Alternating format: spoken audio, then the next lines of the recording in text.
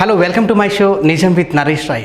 ఈరోజు మన స్టూడియోలో ప్రముఖ నటి, ప్రముఖ వ్యక్తి, ఒకటి కాదు రెండు కాదు, ఏకంగా 3000కు పైగా నాటక ప్రదర్శన చేసిన వ్యక్తి, అందులో 1200కు పైగా ఉత్తమ అవార్డు గ్రహీత అండ్ ఇటు వెండి తెర మీద అటు బుల్లి తెర మీద అనేక పాత్రలు పోషించి తనకంటూ ఇండస్ట్రీలో ఒక ప్రత్యేకమైన స్థానాన్ని సంపాదించుకున్న వ్యక్తి, అలాగే 2 సార్లు నంది అవార్డు గ్రహీత. So she none other than Jagadishwari గారు. నమస్తే అమ్మ.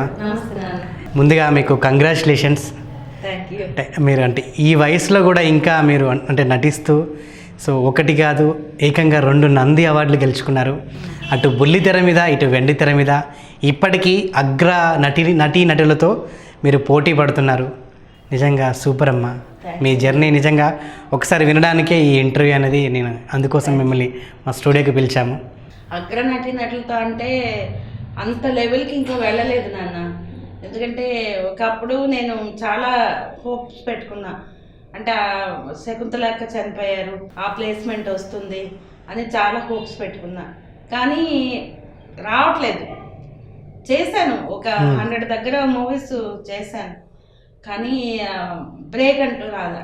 దానికోసం వెయిటింగ్. జగదీశ్వరమ్మ, ఇండస్ట్రీకి అంటే ఏజ్లో ఉన్నప్పుడు మీరు అరంగేట్రం చేశారు. ఎప్పుడు వచ్చారు? నేను 14 ఇయర్స్ ఉంటుంది. 14 సంవత్సరాలకే. నేను చదువుకోలేదు నాన్న, స్కూల్కి అది కూడా నేను నేర్చుకోలేదు. మా ఇంటి పక్కన ఒక సంగీత కళాశాల ఉండేది. మా అమ్మ నాన్న చిన్నప్పుడే చనిపోయారు. మాకు అసలు ఊహ తెలియక ముందే అమ్మ నాన్న పోగొట్టుకున్నాం. మా అక్క, మా తమ్ముడు, నేను. అంటే పిన్ని, పెద్దమ్మలు, తర్వాత మాది శ్రీకాకుళం నేటి ప్లేస్. వాళ్ళే మమ్మల్ని చూసుకున్నారు, మా మేనత్తులు వాళ్ళు అనమాట. అమ్మ నాన్న చనిపోయిన తర్వాత మా స్టెప్ మదర్ ఉండేవారు. ఆవిడ బాగా బాధలు పెట్టింది మాకు. అయితే తను ఏంటంటే పనులు చేయడానికే మమ్మల్ని ఉపయోగించుకునేది. స్కూల్కి పంపిస్తే పాపం వాళ్ళు ఏదో చదువుకుంటారని లేకుండా. ఇప్పుడు నాన్నగారు ఉన్నా అతనైనా చూసుకునేవారు, నాన్న లేరు. అప్పుడు ఏంటంటే ఏదో అల్లరి చిల్లరగా ఇంట్లో పనులు చేసుకొని, నీళ్లు మోసుకొని, ఇల్లు బాంట్లు తోముకొని చిన్న ఏజ్లో అలా చేస్తూ ఉండేదాన్ని. మా పక్కన సంగీత కళాశాలలో నాటిక నేర్చారు వాళ్ళు, మధ్యలో మానవుడని నాటిక. వాళ్ళు విజయనగరం ఒక పెద్ద ఆర్టిస్టులు అప్పటికి. వాళ్ళు సూర్యకుమార్ గారని ఆవిడకి బుక్ చేశారనమాట. అప్పుడు ఏంటంటే ఒక 6 months ఇలాగా రిహార్సల్స్ చేసేవారు. అంతా ఎంప్లాయీసే నాటకాలు. మామూలు వాళ్ళు ఎవరు ఉండేవారు కాదు. టీచర్స్, తర్వాత ఆఫీసులో వర్క్ చేసేవారు. అందరూ పగలంతా జాబులు చేసుకుని సాయంత్రం వచ్చి రిహార్సల్ చేసుకొని ఇంటికి వెళ్ళి ఏదో వాళ్ళ అలాగా చేసేవాళ్ళు అనమాట. ఏదో రోడ్డు మీద పోయేవాళ్ళు, అలా చిల్లగా తిరిగేవాళ్ళు ఎవ్వరు లేరు నాటక రంగాల్లో. అంత దీక్షతో, అంత పట్టుదలతో రిహార్సల్స్ చేసి కాంపిటీషన్స్కి వెళ్ళేవారు. నేను చేసిన పౌరాణిక కాదు, సోషలే. ప్రతిరోజు అక్కడ ఒక కిటికీ ఉండేది. నేను ప్రతిరోజు వెళ్ళి ఆ కిటికీ దగ్గర వినేదాన్ని అనమాట. వింటే నాకు చదువు లేకపోయినా లోక జ్ఞానం ఎక్కువ. అవి వింటూ వింటూ వింటూ డైలాగ్స్ అంటే హీరోయిన్ చెప్పే ప్రతి డైలాగు నాకు వచ్చేసేది అనమాట. అలా బుర్రలోకి వచ్చింది. వస్తే ఆవిడ ఒకరోజు సడన్గా టెలిగ్రామ్ ఇచ్చింది, రావట్లేదని. మరి ప్రాబ్లం ఏంటో మనకు తెలియదు. తిట్టుకున్నారు వాళ్ళు. ఏం చేద్దాం ఇంకా 1 month ఉంది, వెళ్ళాలి. నెల్లూరు నర్స పరిషత్ అంటే చాలా పెద్ద పరిషత్తు, అందరూ సినిమా వాళ్ళే అనమాట. అయితే ఏం చేద్దాం అని మనకు అవకాశం ఇచ్చారు వాళ్ళు. అవకాశం ఇవ్వడం చాలు సరేలే, రేపు చూద్దాం, ఎవరినైనా పెట్టుకుందాం కొంచెం సీనియర్ నటీమని అని వాళ్ళు అనుకుంటున్నారు. అప్పుడేమో వాళ్ళు రిహార్సల్స్ చేస్తూ మామ క్యారెక్టర్ ఉంటుంది, ముసలాడు. వాడు డైలాగ్ చెప్తే క్యాచింగ్ డైలాగ్ నా నోటంబడి వచ్చేసింది. అంటే హీరోయిన్ చెప్పే డైలాగు నా నోటంబడి వచ్చింది అనమాట. వస్తే వాళ్ళు కిటికీ వైపు చూస్తే నేను అక్కడ ఉన్నాను. పాపా ఇలా రా అన్నారు. అంటే డైరెక్టర్ గారు వెళ్ళాను లోపలికి. నువ్వెవరంటే నేను అప్పారావు గారు వాళ్ళ అమ్మాయినండి, పక్కనే మా ఇల్లు. ఆహా, అయితే ఏంటమ్మా నీకు డైలాగులు ఎలా వచ్చాయి అన్నారు. అంటే నాకు మొత్తం వచ్చండి అని చేతులు కొట్టుకొని మొత్తం డైలాగులు 1 by 1 అన్నీ చెప్పేశారు. వాళ్ళు అలాగా చూశారు. ఇన్ని డైలాగులు నీకు ఎలా కంటతా వచ్చినాయి అంటే, నాకు వచ్చండి, రోజు నేను మీ రిహార్సల్స్ చూస్తుంటాను అని చెప్పాను. అలాగే నా నాటక రంగం స్టార్ట్ అయింది. అయితే వాళ్ళు మరి మాట్లాడుకున్నారు. మా స్టెప్ మదర్ని అడిగితే ఆ పెళ్లి కావాల్సిన వాళ్ళు, అప్పుడు మాకు 14 ఏళ్ళకి మ్యారేజ్లు కదా, అయితే పెళ్లి కావాల్సింది అటు అంది. నేనేమో 2 రోజులు అన్నం తినడం మానేశాను. నేను నాటకం వేస్తాను పట్టుదలగా. అయితే సరే ఇంకెందుకని చెప్పి ఇంకా వెళ్ళమంటే ఆ నాటకం వెళ్ళాను నర్స పరిషత్లో. అంటే 9:30 10 గంటలకు మాకు టైం ఇచ్చారు. ఇస్తే ఈ అన్నపూర్ణమ్మ గారు ఉన్నారు కదా, ఆవిడ చెన్నై టీంతో వచ్చారన్నమాట. అయితే వేస్తున్నారు, వాళ్ళు రావడం లేట్ అయింది, మీరు వేసేయండి త్వరగా అని చెప్తే అందరం రెడీ అయిపోయాం. అంటే ఆ చిన్న ఏజ్లో చీర కట్టుకోవడం కూడా రాదు, వేరే వాళ్ళు ఎవరో కట్టారు. అందులో ప్రెగ్నెంట్ క్యారెక్టర్ అనమాట, ఒక రిక్షా వాడు పెళ్ళం. అయితే వాళ్ళు వచ్చారంట, వచ్చేస్తే వాళ్ళకి అంటే సినిమా వాళ్ళు అంటే క్రేజ్ కదా, మళ్ళీ వాళ్ళ నాటికి తర్వాత వాళ్ళ నాటికి అలాగా మాకు తెల్లవారుజామున 4 o'clock వచ్చింది ప్రదర్శన వేయాలి. నేనేమో పడుకుండిపోతే మా డైరెక్టర్ గారు అమ్మ జగది లేలే అని లేపి మన నాటికి వచ్చిందంటే ఆ నిద్రకళ్ళతో గబుక్కుని లేచి, అంటే మేకప్ అది పెద్దగా ఉండదు, అది పల్లెటూరు వేషం. సరే స్టార్ట్ చేసాం, ఏదో వేసాను అలాగా డైలాగులు వేసాను. అలాగా అది ఏడు సీన్లో కడుపు మీద తనేస్తాడనమాట. అంటే ప్రెగ్నెంట్ లేడీ కదా, మొగుడు తాగి చచ్చిపోద్ది. చచ్చిపోయిన తర్వాత వాడు అయ్యో నా భార్యని చంపుకున్నానే, ఇంక సారా మరి ఎవరు తాగకూడదు, ఎవరి కుటుంబాలు అలా కాకూడదని వాడు ఏదో లెక్చర్ ఇస్తాడు. అదనమాట ఆ క్యారెక్టర్. సరే అయిపోయింది. నెక్స్ట్ డే ప్రైజ్ డిస్ట్రిబ్యూషన్ అనమాట. అయితే అందరం వెళ్ళాం స్టేజ్ దగ్గరికి. వెళ్ళిన తర్వాత వాము సినిమా ప్రభా, రంగనాథు, దీప, తర్వాత మోహన్ బాబు గారు, డి రామానాయుడు గారు అందరూ వచ్చారు. వస్తే వాళ్ళెవరో నాకు తెలియదు అసలు, యాక్చువల్ చెప్పుకోవాలంటే వచ్చారు. వచ్చిన తర్వాత ఒక్కొక్కరు ప్రైజ్ చదువుతూ ఉంటారు కదా, అలాగే బెస్ట్ యాక్ట్రెస్ వచ్చేటప్పుడు ఏంటమ్మా ఇలాగ శ్రీకాకుళం ఎం జగదీశ్వరి రాములమ్మ పాత్రధారిని, ఆమె ఉత్తమ నటి అని. అయ్యో బాబు, మా డైరెక్టర్ గారు వాళ్ళైతే అందరు ఈ 10 మంది కలిపి నన్ను ఎత్తేసి వెళ్ళుకుంటా వెళ్ళు నీకు ప్రైజ్ వచ్చిందా, అమ్మ నాకు భయం వేస్తుంది, నేను వెళ్ళు మీరే తెచ్చుకున్నాను, వెళ్ళవే నీకు స్టేజ్ మీద ఫోటో తీస్తారు వెళ్ళు అని. అప్పుడేమో స్టేజ్ మీదకి వెళ్ళి అవార్డు, చాలా పెద్ద అవార్డు, నన్ను వెండివి, అప్పుడు వెండివి ఇచ్చేవారు. ఈ స్పోర్ట్స్కి ఇస్తారు కదా, పెద్ద పెద్ద ఆఫీసుల్లో ఉంటాయి, ఇంత ప్రైజ్ అనమాట. నేను అసలు పట్టుకోలేకపోయాను, అది అంత ప్రైజ్. ఆ ఫస్ట్ ఉత్తమ నటి నేను తీసుకున్నాను. అందరూ మోహన్ బాబు గారు, ప్రభ గారు, దీప, రంగనాథ్, డి రామానాయుడు గారు అందరూ ఉన్నారు స్టేజ్ మీద. వాళ్ళే ప్రైజ్ డిస్ట్రిబ్యూషన్ కదా. అందుకున్న తర్వాత ఇంకా ఉణుకొచ్చేసి ఇంకా స్టేజ్ మీద ఎలా వెళ్ళానో ఎలా వచ్చానో నాకు తెలియదు, పరిగెత్తి వచ్చేసాను. ఆ తర్వాత మా ఊళ్ళో పెద్ద పెద్ద అక్షరాలతో పేపర్లో మహానటి మన శ్రీకాకుళం జిల్లాకు ఉంది అది ఇదని చాలా అడ్వర్టైజ్మెంట్ చేశారు. అలాగే నా కెరీర్ ప్రారంభమైంది. ఒక 1 year నాటకాలు వేసాను, తర్వాత పెళ్ళి అయిపోయింది. అలా కెరీర్ స్టార్ట్ అయింది. కెరీర్ స్టార్ట్ అయిన తర్వాత మ్యారేజ్, తర్వాత మా బాబు ఇప్పుడు నా కొడుకు డైరెక్టర్ అయ్యాడు, వాడు పుట్టాడు. తర్వాత మా 3.5 years పాప కడుపులో ఉంది. నా హస్బెండ్ బైక్ యాక్సిడెంట్లో చనిపోయారు. చనిపోతే మా అత్తవారు లావేరని చిపురుపల్లి విజయనగరం డిస్ట్రిక్ట్ చనిపోయారు, బైక్ యాక్సిడెంట్లో చనిపోయారు. చనిపోతే నాకేంటి తెలీదు, చుట్టూ చీకటి, చంటి పిల్లడు, కడుపుతో ఉన్నాను, చచ్చిపోయారు, ఎలా బతకాలి ఏంటి నాకేం అర్థం కాల. తల్లిదండ్రులు లేరు, ఎవరు చూసేవాళ్ళు లేరు, మేనత్తలు. ఇప్పుడు బయట వాళ్ళంటే వాళ్ళు ఏదో దులిపేసుకుంటారు, మనకెందుకులే అనుకున్న రోజులు కదా, అలాగనమాట. సరే అయిపోయిన తర్వాత మా మేనత్త గారి ఇంటి దగ్గర నుంచి అలాగా పాప డెలివరీ అయిన తర్వాత మళ్ళీ నాటకాలు వేస్తే బాగుంటుంది కదా, నాకు ఇంకేం రాదు, అది తప్ప ఆ కళాం తల్లి నాకు దేవుడు అదే ఇచ్చాడు వరం అని చెప్పి మళ్ళీ చాలామందికి చెప్పాను, నాటకాలు వేస్తాను గురువుగారు నేను మళ్ళీ అని. నువ్వు మంచి నటివి, డైలాగ్ బాగా చెప్తావు, నీ వాయిస్ చాలా బాగుంటుంది, మైక్ సూటబుల్ వాయిస్, నీ రూపం ఎవరు చూడు, నువ్వు చెప్పే డైలాగే ప్రేక్షకుడు పెట్టాడని. అప్పుడు మళ్ళీ నాకు నాటకాల మీద నేను చాలా సంపాదించని పోగొట్టుకున్నాను నన్ను. అయితే నా అక్క పిల్లలు అందరూ, అంటే అందరినీ చూశాను, నేనే రూపాయి దాచుకోలేదు, ఆ తెలివితేటలు కూడా లేవు నాకు. సరే అయిపోయింది. ఇదంతా అయిపోయిన తర్వాత ఇక అక్కడ నుంచి రేడియో ఆడిషన్కి వైజాగ్ వెళ్ళాను. ఫస్ట్ వైజాగ్లో అడుగు పెట్టేటప్పుడు అమ్మో ఎలాగ వెళ్తాను అని చెప్పి ఆడిషన్ సెలెక్ట్ అయ్యాను. అక్కడ వాయిస్ రూపం చూడరు కదా, రేడియో బి గ్రేడ్ ఆర్టిస్ట్ అయ్యాను. అయిన తర్వాత బి హై 2 months తర్వాత అక్కడ రేడియో స్టేషన్లో సార్ ఆనంద్ గారు అని ఉండేవారు. ఆయన అన్నారు, జగదీశ్వరి నీకు లెటర్స్ బాగా వస్తున్నాయి, సార్ వాళ్ళు మెచ్చుకుంటున్నారు, నీకు అంటే వెంటనే ఇంత దగ్గరలో ఎవరు ప్రోగ్రామ్స్ ఇవ్వరు, నీ గొంతు అంత బాగుంది, నువ్వు మళ్ళీ బీ హైకి పెట్టేసి అంటే బీ హై కూడా సెలెక్ట్ అయిపోయాను. అయిపోయిన తర్వాత చాలామంది అంటే ఒకసారి తేనెటీగలు పగబడితే నాటిక వైజాగ్లో వేసాం, శ్రీకాకుళం టీంతో వేశాను. వేస్తే అక్కడ పెద్ద పెద్ద డైరెక్టర్లు, నాటకాల డైరెక్టర్లు అందరూ వచ్చి అసలు కే విజయలక్ష్మి గారు అంటే మహానటి, ఆవిడ వైజాగ్ మీరు విన్నారో లేదో, ఆవిడ ఇప్పుడు పావలా శ్యామల ఆంటీ, తర్వాత నాగమణి గారు, హైమావతి గారు, వీళ్ళందరూ మహానటిమణులు.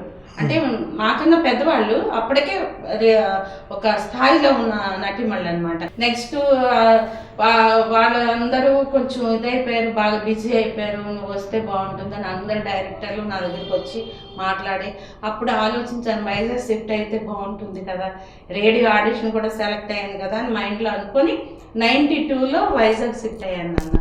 అంటే నాకు 20+లో నేను వైజాగ్ షిఫ్ట్ అయ్యాను. పిల్లలేమో మా అక్క వాళ్ళు విజయవాడలో ఉండేవారు, అక్కడ పెట్టేశాను. మా బాబు చిన్నోడు అనమాట, చదువు అది పాడవద్దు కదా అని చెప్పి నేను సరిగ్గా ఉండను, నాటకాలకు వెళ్ళిపోతానని అలా సంపాదించాను నన్ను. ఆ రోజుల్లో అందరికన్నా హై రెమ్యునరేషన్ 1000 రూపీస్, 800 అంటే ఎక్కువ. అంటే 1000 రూపాయలు అంటే ఇప్పుడు 10,000తో సమానం. అంటే 10,000 కన్నా ఇంకా ఎక్కువేమో ఇప్పుడున్న మనీ బట్టి. అయితే ఆ రెమ్యునరేషన్ నాకు ఇచ్చేవారు, ఖాళీ ఉండేది కాదు. 24 hours రిహార్సల్స్, ప్రదర్శనలు, port, ship yard, dock yard, Coromandel, పోర్ట్లోని అంటే చాలా డిపార్ట్మెంట్స్ ఉంటాయి. వాళ్ళు ఇంటర్ డిపార్ట్మెంటల్ కాంపిటీషన్స్ చేస్తూ ఉంటారు అనమాట. ఓ 13 నాటికలు 9 నేనే ఉండేదాన్ని. అసలు ఎలా చేసేదాన్నో, ఆ మెమరీ ఎక్కడి నుంచి వచ్చేదో, డైలాగ్ ఒక్కసారి నేను చదివితే డైలాగ్స్ గుర్తుండేవి. ఒక రిహార్సల్ 2 రిహార్సల్సే అంతే చెప్పేసేదాన్ని. ఒక ఎక్కడికన్నా పరిషత్కి వెళ్తే బిలాయి ఒకసారి పరిషత్కి వెళ్ళాను. వెళ్తే అక్కడ 3 నాటికలు ఉన్నాయి, పుట్టుకు జర ఒకటి, బేతాళ ప్రశ్న ఒకటి, ఇంకోటి ఏదో నాటిక నాకు గుర్తులేదు.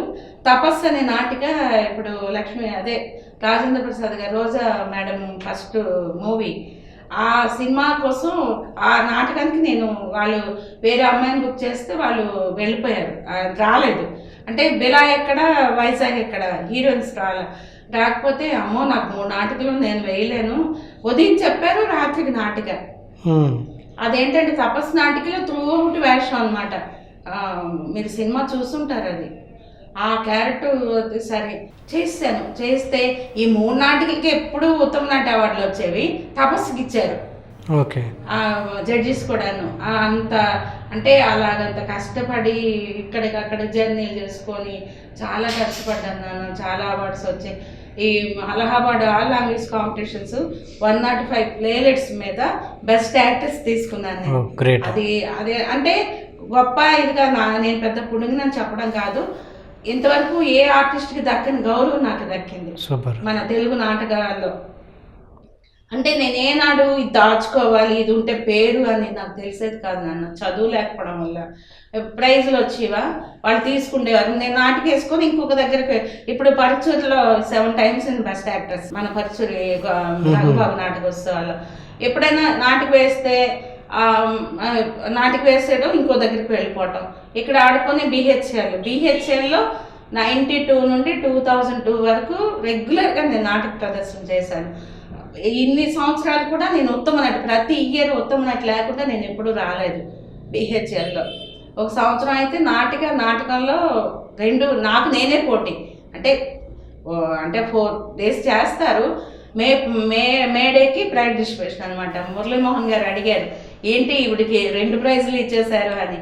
లేదండి, ఆవిడకి కాంపిటీషన్ పరిషత్తులు ఈసారి చాలా బాగా చేశారని ఇచ్చాము.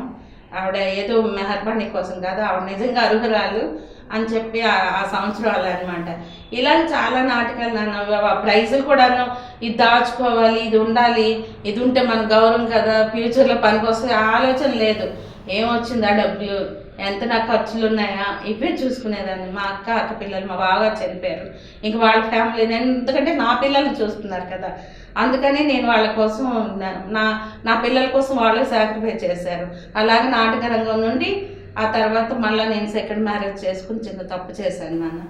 దానివల్ల నా కొడుకు కూడా 7 years దూరం అయిపోయాడు. అంటే అది మంచి వచ్చాడో మరి భగవంతుడికి తెలియాలి. చిన్న ఏజ్, మా ఫ్యామిలీ మెంబర్స్ అందరూ కొన్ని పెళ్లి చేసుకో, చిన్న ఏజ్ కదా, చిన్న వయసులో 18 ఏళ్ళప్పుడు నా భర్త చనిపోయాడు, చిన్న ఏజ్ కదా చేసుకో అంటే సరే అనేసి నాకు మైండ్లో ఉండే లాయర్ని చేసుకున్నాను. అక్కడ పప్పులో కాలేసాను నేను.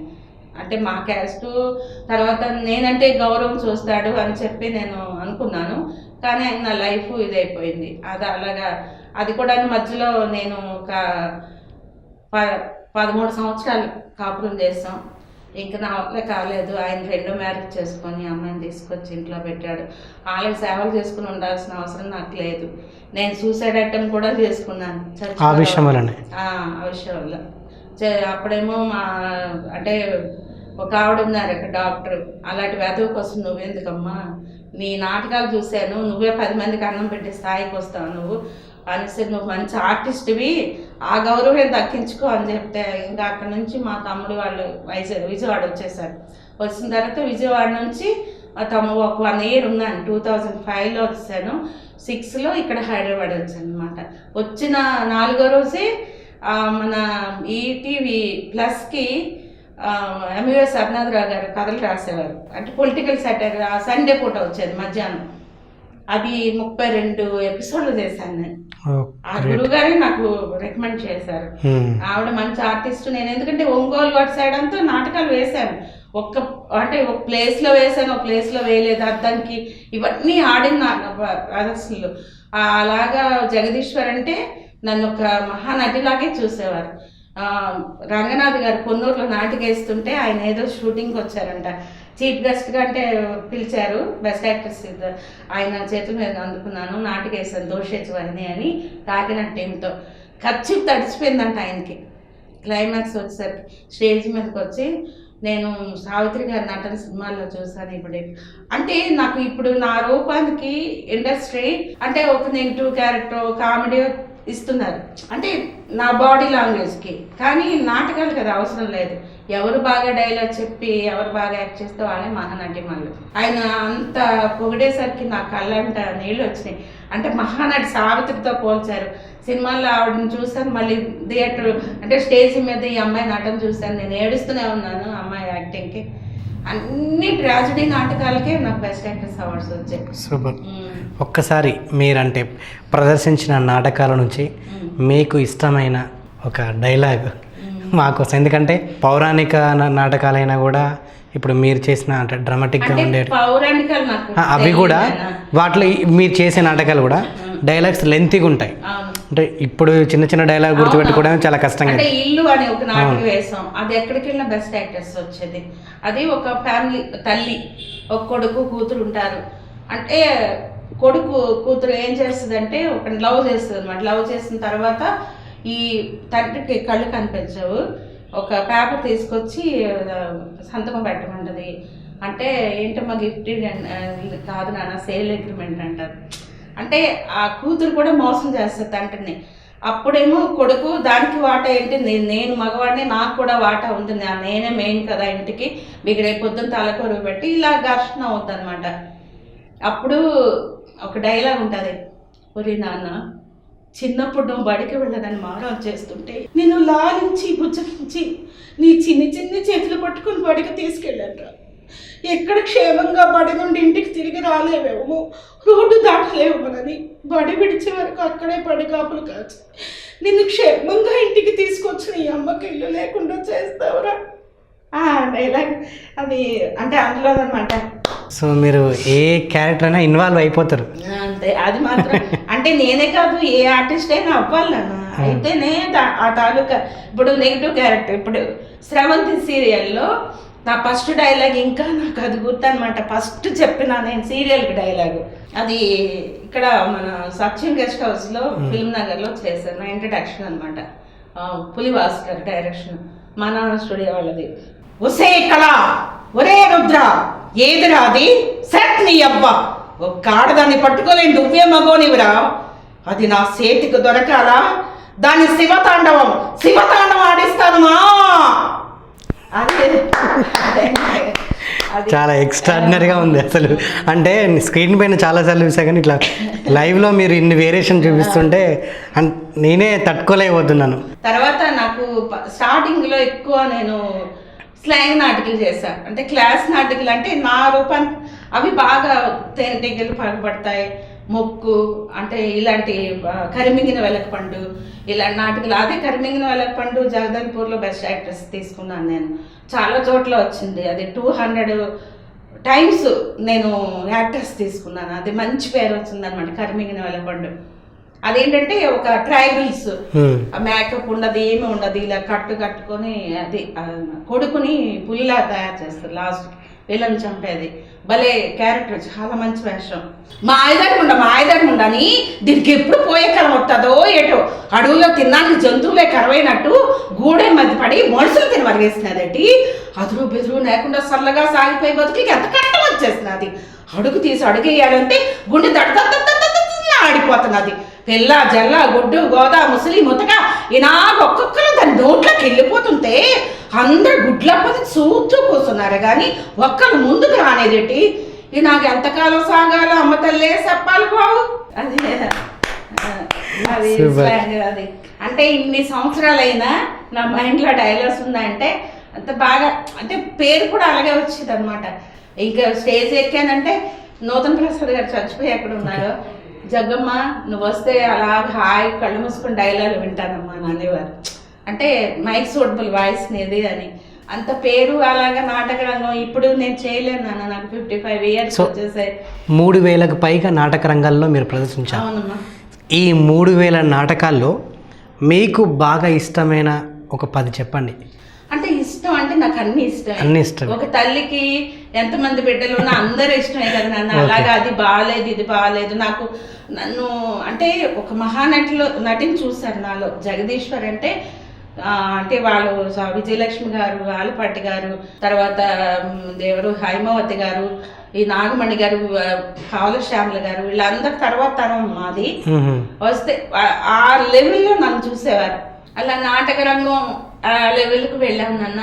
బాగా ఫస్ట్ ఇయర్ నంది అవార్డు కూడాను నేను అనుకోని రీతిలో 99లో గవర్నమెంట్ వాళ్ళు పెట్టారు నంది అవార్డ్స్. అప్పుడు కూడా నాకు మంచి పేరే వచ్చింది. ఫస్ట్ నంది అవార్డ్స్ బుక్లో జగదీశ్వరే ఉంటుంది. అది చాలా నాకు అంతే కదా. తర్వాత ఎంతో మంది వస్తారు, నేనే కాదు చాలా మంది వచ్చారు. సరే అది సినిమాకి వస్తేప్పటికి భీమిలి కబడ్డీ జట్టు చంటికి అత్త క్యారెక్టర్ చేశాను.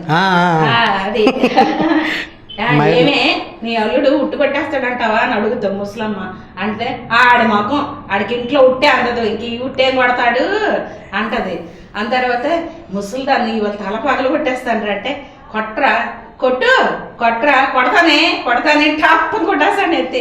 చాలా కామెడీగా ఉంటుంది అది. అల్టిమేట్ కామెడీ అసలు.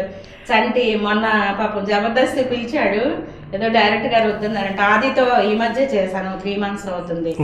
ఆది పిలిచాడు పాపం జబర్దస్త్. తర్వాత సుడిగల్ సుధీర్ వాళ్ళదైతే హైలైట్ ఎస్ఐ క్యారెక్టర్. మీరు చూసారో లేదు, హైలైట్ అది. అప్పుడప్పుడు పిలుస్తూ ఉంటారు. ఒక 4 చేశాను. లవర్స్ మూవీది అయితే ఇంకా బాగా ఇదైంది. సప్తగిరి అది ఏమే గ్రహాంతరం కప్పలా ఉన్నావు, ఎవరే నువ్వు? నా ఇంటి పని మనిషిని, ఆడవాళ్ళు ఇంట్లోకి రాకూడదని తెలియదా? వస్తే ఏడ్చేస్తావు అంటే టొప్పుని కొడతాడు. గోడకి వెళ్ళి తగులుకొని మళ్ళీ ముందుకు వచ్చి చాలా చిన్న బిట్ అయినా బాగుంటుంది అది కూడా. తర్వాత నానిగారి సినిమా పిల్ల జమీందారు, అది కూడా చాకలి రక్తాలు చిన్న బిట్లే కానీ అది కూడా మంచి పేరు వచ్చిందన్న. ఒరే నేను సాకరేకి వచ్చి ఏలేస్తున్నావు కదరా, ఇప్పుడు ఏలా కొండొచ్చి కొట్టానంటే ముఖం పచ్చడైపోద్ది అంటే నాన్నగారు వచ్చి కూల్ చీల్ అంటే సిల్లా బొక్క సచ్చినోడ నా మొగుడే నా పర్మిషన్ లేకుండా నా ఒంటి మీద చెయ్యడు, నువ్వే కూలు చీలని రాస్తావు. అది అయితే షార్ట్ అయిపోతారు. నాన్నగారు అయితే 5 నిమిషాలకు అడుగు పట్టుకుని నప్పలేకపోతారు. ఇంకోటి టెంపర్ నేను చేయలేదు అసలు. నేను గంప చెప్పుకోవాలంటే టెంపర్లో ఆ క్యారెక్టర్ నేను చెయ్యాలి. ఓకే అయింది, ఉంటాయి కదా మరి మీకు తెలియదు ఏముంది. కానీ పూరి గారిది ఒకటి రోగ్ చేశాను, ప్రిన్సిపల్ క్యారెక్టర్. ప్రిన్సిపల్ కాదు, లెక్చరర్ కాలేజీలో విలను యాసిడ్ పోస్తాడు అక్కడ, అదొకటే. అయితే కానీ ఉన్నాయి నాన్న. మదన్ గారు గరం సినిమా శకుంతల కోసం రాసుకున్నారు. అది అంటే లక్ష్మక్క అని ఒక తెలంగాణ క్యారెక్టర్ రాసుకుంటే అక్క చనిపోయారు ఆ మధ్యకాలంలో. చనిపోతే శ్రీనివాస్ గారని మా వైజాగ్ అతని రైటర్ దానికి ఈవిడ మన ఎవరు ఆ అక్క ఎలాగా ఏంటి ఆ రేంజ్ క్యారెక్టర్ చేసిన వాళ్ళు ఎవరు ఉన్నారు, ఎవరెవరు అనుకుంటారు కదా తమిళ తేవాలా ఇక్కడ అక్కడ అని. అయితే శ్రీనివాస్ గారు గుర్తు చేశారంట. సీతమ్మందాలు రామేశ్వర డైరెక్షన్ చేశారు అబ్బాయి రైటరు, అతను వైజాగ్ అతనే.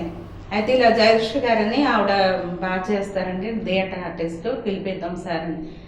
నేను చూడగానే ఆయన పోల్చారు. అప్పటికి చాలా సినిమాలు చేశాను కదా. ఓకే ఓకే మేడం ఓకే చేసేయండి అని. అది అలాగా అది భలే వచ్చింది ఆ క్యారెక్టర్. అదేంటంటే హీరో వాళ్ళు వస్తూ ఉంటారు, ఆది వాళ్ళు వస్తూ ఉంటే ఒక అబ్బాయిని తిడుతూ ఉంటాను అనమాట. బాడకో 3 నెలలు సంది కిరాయి కట్టంటే కథలు చెప్తారు. కథలు నీ అయ్యి జాగీరు అనుకున్నావేంద్రా, నల్లలు బంద్ చేసేట రాదు, వండేటప్పుడు బుక్కలు బంద్ చేసేట రాదు, బేవర్స్ దోస్తుగాళ్ళని తోలకొచ్చి లొల్లు చేస్తారు కానీ కిరాయి మాత్రం కట్టారా రేపు ఈ పాటికి రెంట్ కరెంటు బిల్లు కట్టకపోతే మీ అందరిని అంగడి సంగట్లో అమ్మేస్తా. ఎవరు అనుకున్నారు ఇంద్రా, ఈడ లక్ష్మక్క కిరాకు లక్ష్మక్క. అదేంటంటే నా బ్యాడ్ లక్. మరి ప్రొడ్యూసర్ చనిపోయారు, 10 months ఆగిపోయింది. సాయి కుమార్ గారు తీసుకొని ఆమె మారిపోతుంది కదా సీన్, లేకపోతే ఇంకా పెద్ద వేషం అయి ఉండేది. అప్పటికి నేను చేసినవి అయితే ఉంటాయి, షార్ట్స్ అయి ఉంటాయి. సో నాటకాల నుంచి ఒకటి ఎమోషనల్గా ఒకటి ఎమోషనల్ అంటే నేను మర్చిపోయాను నాన్న చాలా. ఎందుకంటే ఇప్పుడు 2003లోని 4లో వదిలేసాను నాటక రంగం. ఇంకా ఇప్పుడు ఈ మధ్యకాలంలో కోట శంకరరావు గారితో మినిస్టర్ అన్న నాటకం ఆయన వైఫ్ క్యారెక్టర్ చేస్తున్నాను. ఒక 32 ప్రదర్శనలు చేసాం. ఆ తెనాలి శకుంతల మేడం చేసేవారు, ఆవిడ కొంచెం పెద్ద ఆవిడ అయిపోయారు కదా. తర్వాత నన్ను పిలిచారు, పిలిస్తే 32 ప్రదర్శనలు నేను చేశాను. ఆ మధ్య కరోనా ఈ లాక్డౌన్ ముందర ఒక 3 ప్రదర్శనలు అనుకున్నారు. ఈ లాక్డౌన్ రావడం ఆగిపోయింది అనమాట. ఓకే. సో సినిమాకు ఏజ్లో మీరు ఎంట్రీ ఇచ్చారు? సినిమా కంటే నేను 30+ హైదరాబాద్ వచ్చాను, అంటే 40 దగ్గరలో నా ఎంట్రీ అలా జరిగింది. నేను ఇక్కడికి రాకముందు వైజాగ్లో మన సత్యానంద్ మాస్టర్ ఉన్నారు కదా, ఆయన మొఠా మేస్త్రి కేఎస్ నాగేశ్వరరావు గారి డైరెక్షను మేస్త్రి. తర్వాత తిలకన్ గారు, సుజాత గారు, రోహిత్ గారు ఉరి అని మూవీ చేశారు, అక్కడ వైజాగ్లో జరిగింది. అదొకటి. తర్వాత ఇంకోటి ఏది ఒక చినుకు అని అవార్డు మూవీ, అది అంటే చేపల లాంగ్వేజ్ అనమాట. ఒక 4 సినిమాలు అక్కడ చేశాను నేను. ఫస్ట్ నాది ఏంటంటే చెన్నై మహాలక్ష్మి క్లబ్ 1 year కాంపిటీషన్లో బెస్ట్ యాక్ట్రెస్ తీసుకున్నాను నేను. ఫస్ట్ 92లో జరిగింది అది. తీసుకున్న తర్వాత గుత్తారామరెడ్డి గారు ఆ పరిషత్ అధ్యక్షులు అనమాట, ఆయన చూసి నా ప్రదర్శన కాళీపట్నం రామారావు మాస్టర్ నవల యజ్ఞం అని ఫస్ట్ నేను కెమెరా ముందుకు వెళ్ళేది ఆ మూవీ. నవకాంత్ గారు కెమెరామెన్ గారు ఉండేవారు, మరి మీకు తెలుసో తెలియదో, సీనియర్ మోస్ట్ కెమెరామెన్ గారు, ఆయన దాని కెమెరా అనమాట. అది చేశాను. చేసిన తర్వాత నాకు సినిమాలు అంటే ఒక ఇది ఉండేది నాన్న. కారణం ఏంటంటే సినిమా అంటే గ్లామరు, అది నాకు లేదు. ఈ నాటకాలు వేసుకుంటే బెస్ట్, నాకు గౌరవంగా సంవత్సరానికి సరిపడ్డ చీరలు వస్తున్నాయి. మాకు ప్రతి పరిస్థితిలో ఆడపడుచాల్సిన చీర జాకెట్ అన్నీ ఇస్తారు. నాటకం అయిపోయిన చీరలు వస్తున్నాయి, ప్రైజులు వస్తాయి, డబ్బులు వస్తున్నాయి, గౌరవం ఉంది, చాలా ఇదే అనుకునేదాన్ని. అంటే గ్లామరు ప్రపంచం అనుకునేదాన్ని. కానీ నాలాంటి వాళ్ళకి కూడా ఇక ఈ ప్రపంచంలో చోటు ఉందని ఇప్పుడు ఇక్కడికి వచ్చే తెలిసింది.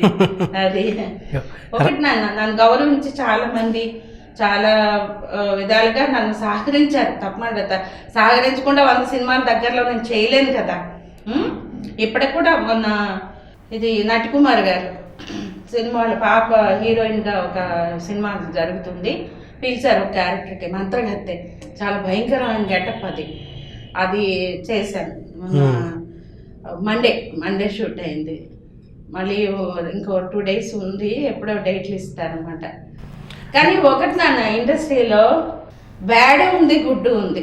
చెప్తున్నాను కదా నేను ఉన్న ఫ్యాక్ట్. సో మీరు ఫేస్ చేసింది ఏంటి? బ్యాడ్ ఫేస్ చేసిందంటే ఫేస్ చేసిన బ్యాడ్ ఏంటి, ఫేస్ చేసిన గుడ్ డబ్బులు ఏంటి? ఎగ్గొట్టారు నాన్న. డబ్బులు మాత్రం నాది చాలా మంది ఎన్ని సినిమాలకు అట్లా చాలా అంటే ఇదే లేదు, చాలా వరకు పోగొట్టుకున్నవే ఎక్కువ. ఇప్పుడు ఒక క్యారెక్టర్ ఉంది, ఓ 10,000 ఇస్తామంటారు, నా దగ్గర చేరేసరికి ఒక 6-7 వస్తుంది, అంటే 3,000 పోయిందే కదా. అలా 3 రోజులు చేస్తే 10,000 పోయినట్టే కదా.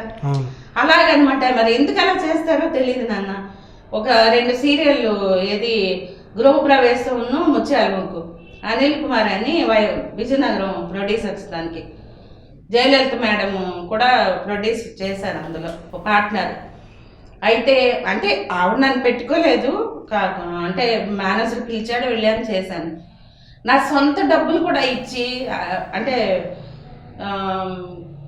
అంటే ఖర్చు పెట్టుకొని క్యాబ్లకి, అసిస్టెంట్ బేటాలు వెళ్ళేదాన్ని, ఇస్తారు కదా అని ఎగ్గొట్టారు నన్ను. 3 lakhs ఎగ్గొట్టారు.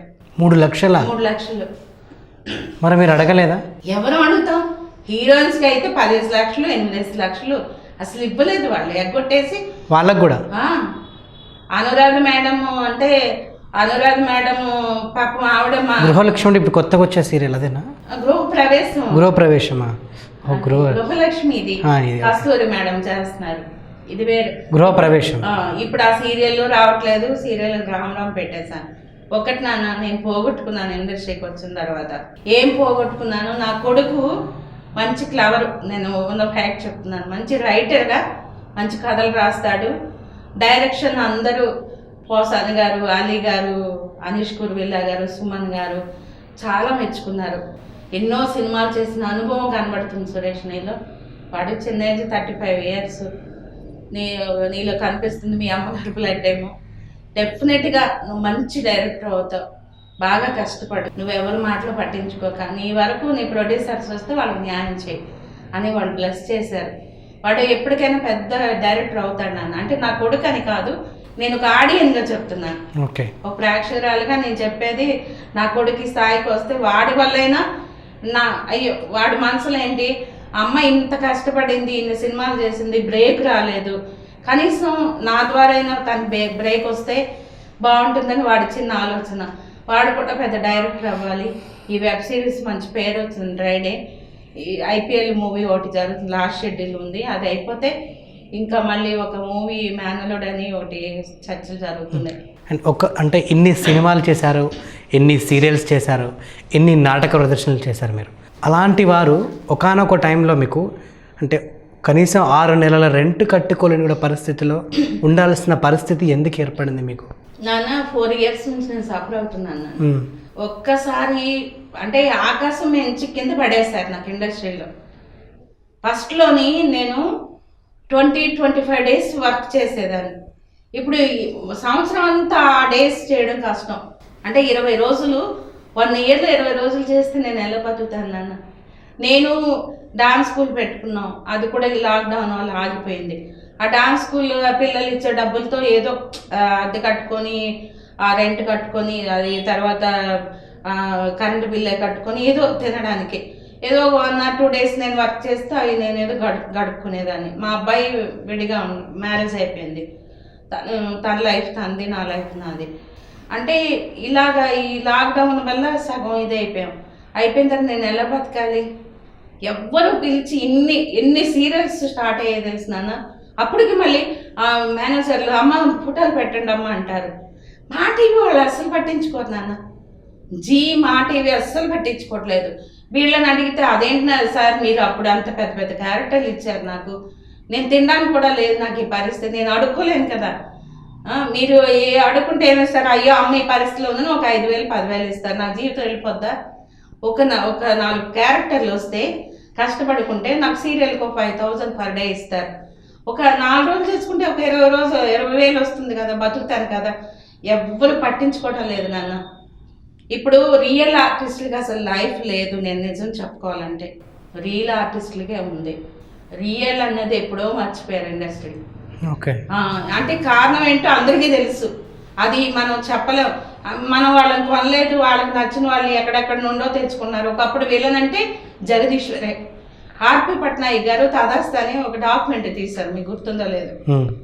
సుమా మేడం, తర్వాత సునీత గారు అందరూ చేశారు అందులో ఒక నెగిటివ్ రోల్ ఉంది. అది హాస్టల్ వార్డెన్ నాగమణి అని. ఆయన ఒకటే చెప్పారట, ఆవిడ ఎక్కడ ఉన్నా వెతికి పట్టుకురండి, ఆవిడే నా వెళ్ళని చెప్పారు. నేను రాగానే ఆయన పిలిపించి ఆఫీస్కి, నువ్వు హైదరాబాద్కి వెళ్ళనివి, నువ్వే చేయాలి అలాంటి క్యారెక్టర్లని. ఎంత మంచి పేరు వచ్చింది. తాదాస్తాన్ని కొడితే వస్తుంది యూట్యూబ్లో. అంటే ఒక ఆర్టిస్ట్గా గౌరవం చంపేశారు. సో ఏదైనా వర్క్ చేసుకుందామంటే ఆ డబ్బులు సరిగ్గా ఇవ్వరు. ఇంకా బతుకుతాను. ఇంత సీనియర్టీ వచ్చి మీరు 10,000 అని మీరు 5,000 చేతులు పెడితే ఎవరితో చెప్పుకుంటానన్న. విరాట పర్వం చేశాను, అది కూడా 4 రోజులు అని చెప్పారు. ఒక్క రోజుతో గాంధీ గారు వైఫ్ క్యారెక్టర్, మన సమ్మడి గాంధీ గారు, ఒక పేద రైతులు కొడుకు కోడలు వేసుకొని చచ్చిపోతారు. యాక్టింగ్ సింగిల్ టేక్ ఆర్టిస్టులు ఉన్నాను, నేనే కాదు చాలా మంది ఉన్నారు. ఎవరికి లైఫ్ లేవు. ఎప్పుడు ఒకప్పుడు ఉండేది, అందరూ మర్చిపోయారు. కొత్త నీరు వచ్చారు, పాత నీరు మర్చిపోయారు. మరి మేము ఎలా బతుకుతాం? మాకంటూ ఒక ఇల్లు సంసారం, నాకు ఇక్కడ ఇల్లు లేదు. మరి మీరు నమ్మరు, ఆ తదాస్ అనే ప్రోగ్రామ్ చేసిన అబ్బాయి గౌతమ్ ఈ అనాథాశ్రమం నడుపుతున్నాడు, మీకు తెలుసో తెలీదో? లేదు. గౌతమ్ గారు వాళ్ళ అనాథాశ్రమంలోనే మేము షూట్ చేసాం. అనాథ పిల్లల మీద కదా అంత స్టోరీ. అంటే వాళ్ళ డబ్బు నేను తినేస్తుంటాను అనమాట. అది ఇంటర్వ్యూ చూసి రాక్ రవీంద్ర పెట్టింది. ఇంటర్వ్యూ చూసి చాలా బాధపడి నాకు ఫోన్ చేశాడు, అమ్మ మీరేంటమ్మా ఈ స్థాయికి వచ్చారు? నేను చాలా చాలా వెనుకపడిపోయాను అన్న. ఇప్పుడు నేను 5 months నేను రెంట్ కట్టకపోతే నా కాస్ట్యూమ్స్ అన్నీ వండుకొని గిన్నెలు మంచాలు అన్నీ అక్కడ ఉన్నాయి, తాళం పెట్టారు, నేను వెళ్ళడానికి లేదు. ఇప్పుడు పొజిషన్ నాది అది. ఇప్పటికి నా పొజిషన్ అది. మా అబ్బాయి దగ్గర ఉన్నాను ఇక్కడ కమలాపూర్ కాలనీలో. ఇక్కడ మా అబ్బాయి ఆఫీస్ తీశాడు, వాడి దగ్గర ఉంటున్నాను ప్రస్తుతానికి. నాకు పెద్ద షూటింగ్స్ ఏమీ లేవు. మొన్న నటికుమార్ గారు పిలిచారు, ఒక రోజు చేశాను. మన చిరంజీవి గారు వాళ్ళ పాప ఒక వెబ్ సిరీస్ చేస్తుంది, ప్రకాష్ రాజ్ గారు కాంబినేషన్ అనమాట. అంటే ఒక ఊళ్ళో ఆఫీసర్ క్యారెక్టర్, అది 3 రోజులు చేశాను. 10, 11, 12 ఈ నెలలో అంతే. రంగస్థలం సినిమా టైంలో రామ్ చరణ్ గారు మీ భుజం తట్టి శభాష్ అన్నారని విన్నాను. సో ఆ ఎక్స్పీరియన్స్ ఎలా ఉంది? రంగస్థలంకి ఆడిషన్స్కి రమ్మన్నారు నన్ను. ఇక్కడ బూత్ బంగ్లాకి వెళ్ళాను. వెళ్తే అది దాసరాళ్ళు అంటారు కదా విలేజ్లో, అంటే మిమ్మల్ని చూసి ఏం జరుగుతుందని చెప్తారనమాట. అది ఒక 3 ఆడిషన్ తీసుకున్నారు, కానీ నేనే బాగా చేశానని కోడైరెక్టర్ శ్రీనివాస గారు వచ్చి, అమ్మ మిమ్మల్ని మెచ్చుకున్నారు సారు సుకుమార్ గారు, ఆవిడ పెట్టండి అన్నారు. ఓకే థ్యాంక్స్ అండి అని చెప్పి నాకు ఆ రోజు 10,000 ఇచ్చారు. ఆడిషన్కి వెళ్ళినా సరే, సాయంత్రం ఇచ్చారు. ఇస్తే చాలా సంతోషపడ్డాను. చక్కగా భోజనం పెట్టారు, కారు ఇచ్చారు, పంపించారు, వచ్చేసాను. 2వ రోజు షూట్ అనమాట. వెళ్ళాను. వెళ్తే అది ఏంటంటే ఆ సీన్ లేదు నాన్న. ఆ సీన్ ఏమైందంటే లెంత్ కోసం సారు ఒక్కొక్క షాట్ ఒక 5-6 times తీసుకుంటారు ఆయనకు నచ్చే విధంగా. అలాగే 2 సినిమాలు అయింది రంగస్థలం. అందులో ఎంత కట్ చేయాలి. అయితే వెళ్ళాను, చేశాను. అంటే డప్పులు అవి ఒకటి సీన్ ఉంటుంది, ఇంట్రడక్షన్ సీన్, అది బాబుది, చరణ్ బాబుది. ఏంటంటే ఒరే నన్ను మర్చిపోనారా, నా అక్క చెల్లెలు కుంభాలు పోయిండ్రా, నాకు మేకపోతులు వేయండిరా, ఒరే ఈ ఊరికి పాత నీరు పోయి కొత్త నీరు వస్తున్నాడ్రా, శ్రీరామచంద్రుడు వస్తున్నాడు, అడుగడుగా వస్తున్నాడ్రా అని అది దాసరాళ్ళలాగా ఒక పూల దాంట్లో నిమ్మకాయ దాంట్లో పెద్ద బిట్టు పెట్టారు, పసుపు, ఎర్ర గాజులు, ఎర్ర చీర అవన్నీ అనమాట. ఆ గెటప్ అది బాగా ఎండలో నన్ను డప్పులు సింగిల్ టేక్ అనమాట. అంటే అక్కడ డైలాగ్ మర్చిపోయిన ఏదో ఒకటి అనేసాను. ఆ గోల్లో ఎవరు పట్టించుకుంటారు. అది బాబును అది వస్తుంటారు అనమాట. ఫస్ట్ ఇంట్రడక్షన్ నా మంచి బాబు మీద కెమెరా వెళ్ళొద్ది అదనమాట. అయితే షార్ట్ ఓకే. ఆ రత్నవేలు గారు అక్కడ నుంచి మైక్లో వెరీ గుడ్ అమ్మా అని అన్నారు. అన్న తర్వాత చరణ్ బాబు అమ్మ వెరీ గుడ్ అన్నారు. ఇలాగా ఆది అమ్మ దగ్గరకు వచ్చి చాలా బాగా చేశారమ్మా అంటే థ్యాంక్స్ నాన్న అని హ్యామ వచ్చారు. వల్ల ఈ రాక్షసి వెళ్ళరు, మీ ఎంత పెద్ద క్యారెక్టర్ ఇచ్చినా టకటగా చెప్పేస్తుంది బాబా ఆయన సుకుమార్ గారికి. పాపం తను కూడా ఎంకరేజ్ చేసింది, చాలా మంచి ఆర్టిస్ట్ బలి పెట్టారు ఈవిడికి అనేసి. అలాగా కానీ ఒకటి నాన్న అది అయిపోయింది. ఉప్పిన సినిమా వచ్చింది కదా, దానికి వెళ్ళాను. చేపల క్యారెక్టర్లే, అంతా పల్లెటూరే కదా. నాకు ఇవ్వచ్చు. కానీ సినిమా నేను చూడలేదు. చాలామంది అన్నారు, అయ్యో చాలా క్యారెక్టర్లు ఉన్నాయి, నిన్ను ఎందుకు పిలవలేదు, నువ్వైతే తుందేస్తావు క్యారెక్టర్ ఇస్తాను. వెళ్ళాను ఆఫీస్కి 3 సార్లు వెళ్ళాను. ఇప్పుడు దేవుడు వరం ఇచ్చిన పూజారి వరం ఇవ్వడాన్ని సార్ వాళ్ళు డైరెక్టర్లకు ఉంటుంది, ఆవిడ మంచి ఆర్టిస్ట్. నా బ్రేక్ రాలేదు. నా బ్రేక్ అంటూ వస్తే మీరు పిలిచిస్తారు, నాకోసం ఒక క్యారెక్టర్ వాళ్ళు రాస్తారు, ఇది ఆవిడే చెయ్యాలని అంటారు. బ్రేక్ రాకపోతే నువ్వు ఎంతటి ఆర్టిస్ట్ అవని ఎవ్వరూ పట్టించుకోరు. అందుకే మన శ్రీనివాస్ గారు ఒకటే అన్నారు, ఏది గుమ్మడికాయ అంత అది టాలెంట్ ఉన్నా ఆవగించేంత అదృష్టం, అది లేకపోతే ఎందుకు, కోట శ్రీనివాసరావు గారు అన్నట్టు. ఇప్పుడు తెలంగాణ శకుంతల గారి దూరం అయ్యారు కాబట్టి, సో ఆవిడ ఏదైతే క్యారెక్టర్లు చేసిందో నెక్స్ట్ వచ్చే అప్కమింగ్ సినిమాలైనా కూడా అంటే ఆవిడ గురించి రాసుకున్న పాత్రల్లో మిమ్మల్ని ఈజీగా పెట్టుకోవచ్చు. ఎందుకంటే ఇంకా దాన్ని ఎవరు అంటే వేరే వాళ్ళని ఎవరిని పోల్చుకోలేము. సో మీరైతే ఈజీగా సింక్ అవుతారు. సో అలాంటి అంటే తెలంగాణ శకుంతల గారి కోసం రాసుకున్న క్యారెక్టర్లు ఆవిడ దూరం అయ్యాక మిమ్మల్ని పిలిచి ఇచ్చిన పాత్రలు ఏమైనా ఉన్నాయా? అదే గరం సినిమా అంటే ఇప్పుడు అక్క ఉంటప్పుడు రాసేవారు, నాకు ఎప్పుడు ఫోన్ చేస్తుండేది అక్క. ఫోన్ టచ్, మేము కలిసి నాటకాలు చేస్తాం. ఆవిడ మీద నేను చాలాసార్లు బెస్ట్ యాక్టర్స్ తీసుకున్నాను. నాటకోత్సవాలు అంటే నాటకాలకు వెళ్ళేవాళ్ళం. హైదరాబాద్ టీంతో తను వచ్చేది.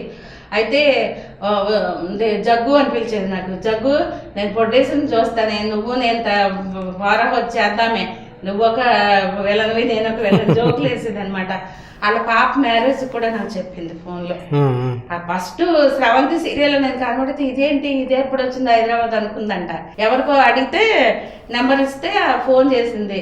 చేసి పలానా ఇలా మాట్లాడిన తర్వాత అక్క వచ్చాను అక్క, పర్సనల్ ప్రాబ్లం, ఫోన్లోవే ఏమన్నా మన ఆర్టిస్టులకి రాసి పెట్టి ఉంటుంది, అదే దేవుడు అలాగే రాస్తాడు, బతుకుదాం, మనకి దేవుడు వరం డైలాగ్ అంటే నోరిచ్చాడు, నోటితో బతికేద్దాం అని, నువ్వేం భయపడక వస్తాయి, నువ్వు మంచి ఆర్టిస్ట్వి అని నాకు ప్రోత్సహించేది పాపం. సో తెలంగాణ శకుంతల గారితో మీకు మంచి బాండింగ్ ఉంది? ఉంది. ఇప్పుడే కాదు, అంటే ఈ సినిమా రంగం కాకముందు నాటకాల్లో అప్పటి నుంచే మీకు పరిచయం బాగా. ఏమే నా మీద ఉత్తమనాడు కొట్టేస్తావు నువ్వు అనేది చాలా నాతో బాగా మాట్లాడేది. నారాయణమూర్తి గారిది పీపుల్స్ వార్ సినిమా చేసాం. పోసాని మురళీకృష్ణ గారు, శ్రీహరి గారు, నేను. అంటే థర్మల్ ప్రాజెక్ట్ ఇష్యూ మీద ఇక్కడ సోంపేట అని టెక్కలి బారుగా శ్రీకాకుళం డిస్ట్రిక్ట్లో అది జరిగింది, ఇష్యూ జరిగింది ధర్మాన ప్రసాదరావు గారిది. అది జరిగేటప్పుడు చేపల క్యారెక్టర్ ఒక అమ్మాయి ఎస్ఐ తంతుంది అనమాట. ఆయనవి నేను 6 మూవీస్ చేశాను నారాయణమూర్తి గారు. అయితే ఆయన ఏమంటే పిలుస్తారు. ఆయన before last year Annadata Sukhibhava చేశాను. 30 రోజులు ఉన్నాను పెద్దాపురాన్ని. అటు ఒక రైతు భార్య క్యారెక్టర్. ఆయనకి ఏంటంటే ఏముండదు, అంటే ఆవిడ యాక్టర్ ఒకటే చెప్తాడు, ఆయన గ్లామర్ లేకపోవచ్చు, మా నటరాజు ఉన్నాడు అమ్మలో అంటాడు. ఆయన నన్ను చాలా ప్రోత్సహించి ఒక 6 మూవీస్ ఇచ్చారు. చాలా మంచి వ్యక్తి నారాయణమూర్తి గారు. అబ్బో, ఆయన స్క్రిప్ట్ ఉండదు. అంటే నారాయణమూర్తికి మిగతా ఆర్టిస్టులు కానీ డైరెక్టర్లు కానీ మీకు కనిపించిన తేడా ఏంటి? ఒక్కటి చెప్పమంటారా? ఆయన పెట్టే భోజనం పెద్ద ప్రొడ్యూసర్స్ కూడా పెట్టలేరు. ఫుడ్ మాత్రం నారాయణమూర్తి గారు, అమ్మ మనం తింటమ్మా ముందు, అది బాగుంటాయి కదా మనం బాగుంటాం. అది భోజనాలు ఎంత నైట్ పూట చేప, మటను, చికెను, అంటే అన్ని వెరైటీలు వంట మనుషులు పెట్టి ఏ పెద్ద మెగా ప్రొడ్యూసర్స్ కూడా అలా పెట్టరు నన్ను. అది మాత్రం నేను చాలా సినిమాలు చేశాను కదా, అవమానాలు పడిన సినిమాలు కూడా ఉన్నాయి చెప్పుకోవాలని. అది వదిలేస్తే ఇస్తానన్న ప్రతి రూపాయి అతను ఇచ్చేస్తాడు. ఫస్ట్ ఇంత అడ్వాన్స్ ఇస్తాడు. నాకు పరచూరు గోపాలకృష్ణ గారు పరిచయం చేయించారు. అప్పుడు ఎర్ర సముద్రం సినిమా చేస్తున్నాడు ఆయన. అది చేపించి మన జగదీశ్వరి మన పరిషత్లో 7 టైమ్ బెస్ట్ యాక్టర్స్ బాగా చేస్తుంది రవిబాబు గారికి, అల్లరి రవిబాబు గారు పరిచయం చేస్తే ఫస్ట్ ఆయన అనసూయ సినిమాలో క్యారెక్టర్ ఇచ్చారు, హోమ్ మినిస్టర్ వైఫ్ క్యారెక్టర్. అది టీవీలో వస్తుంటుంది కదా, భూమిక మా ఇంటికి వస్తుంది, ఓ చైల్డ్ అది కూడా ఒక్క సీన్ అయినా మంచి సీన్ ఇచ్చారు.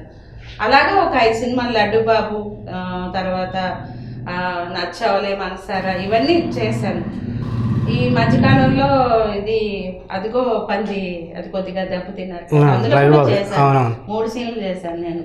అది ఆ తర్వాత ఈ నారాయణమూర్తి గారికి వాళ్ళకి డిఫరెంట్ అంటే అంటే మీరు అడిగారు కాబట్టి చెప్తున్నాను. డబ్బుల విషయాల్లో ఆయన ఇస్తానని ప్రతి రూపాయి ఇంటికి వచ్చేనే ఇస్తారు నాన్న. అది ఏ ప్రొడ్యూసర్కి ఉండదు.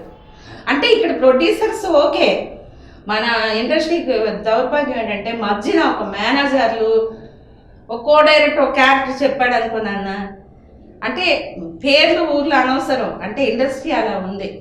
వేరే విధంగా మేము బతకలేం. అలాగ బతికినా అలాంటి ఆడవాళ్ళని కూడా పాపం ఉంచట్లేదు ఇప్పుడు.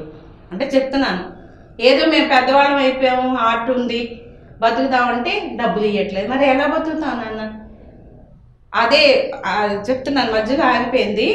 అతను గౌతమ్ గారు 3 నెలలు సరిపడే సరుకులు నాన్న, 3 మూటల బియ్యం ఎవరిస్తారు నాన్న ఈ రోజుల్లో?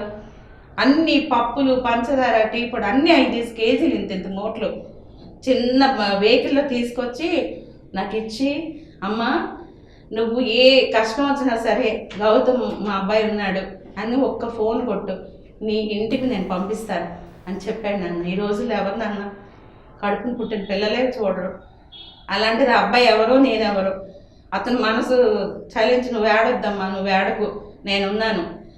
అదంతా క్రెడిట్ అంతా రాక్ రవీందర్దే.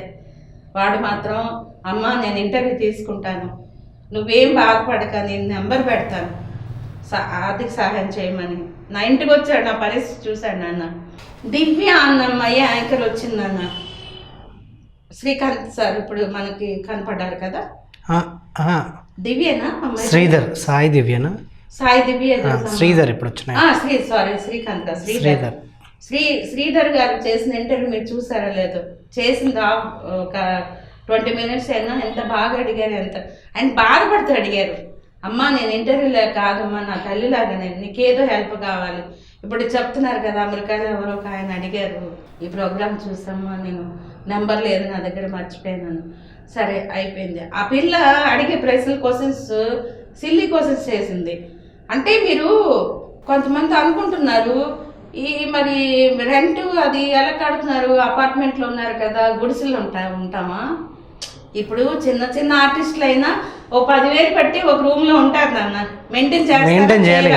చెయ్యకపోతే నువ్వు గుడిసెల్లోనే లేకపోతే ఎక్కడ ప్లాట్ఫామ్ మీద ఉంటే ఎవడని పిలుస్తాడని నాన్న.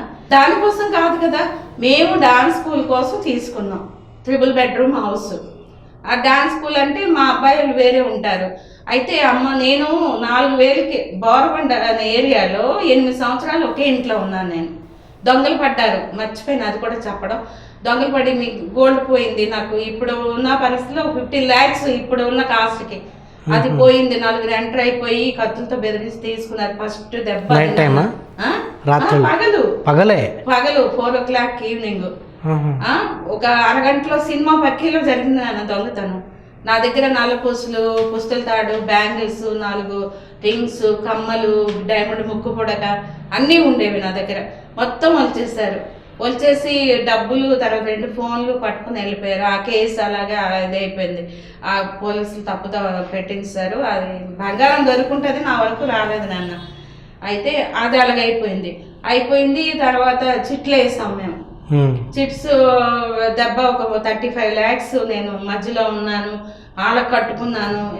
నాకు చెప్పకండి, నేను ఎలా అంటే ఒక్కటి కాదు. తర్వాత ఫ్రెండ్స్ కాలనీ సినిమా చేసాం.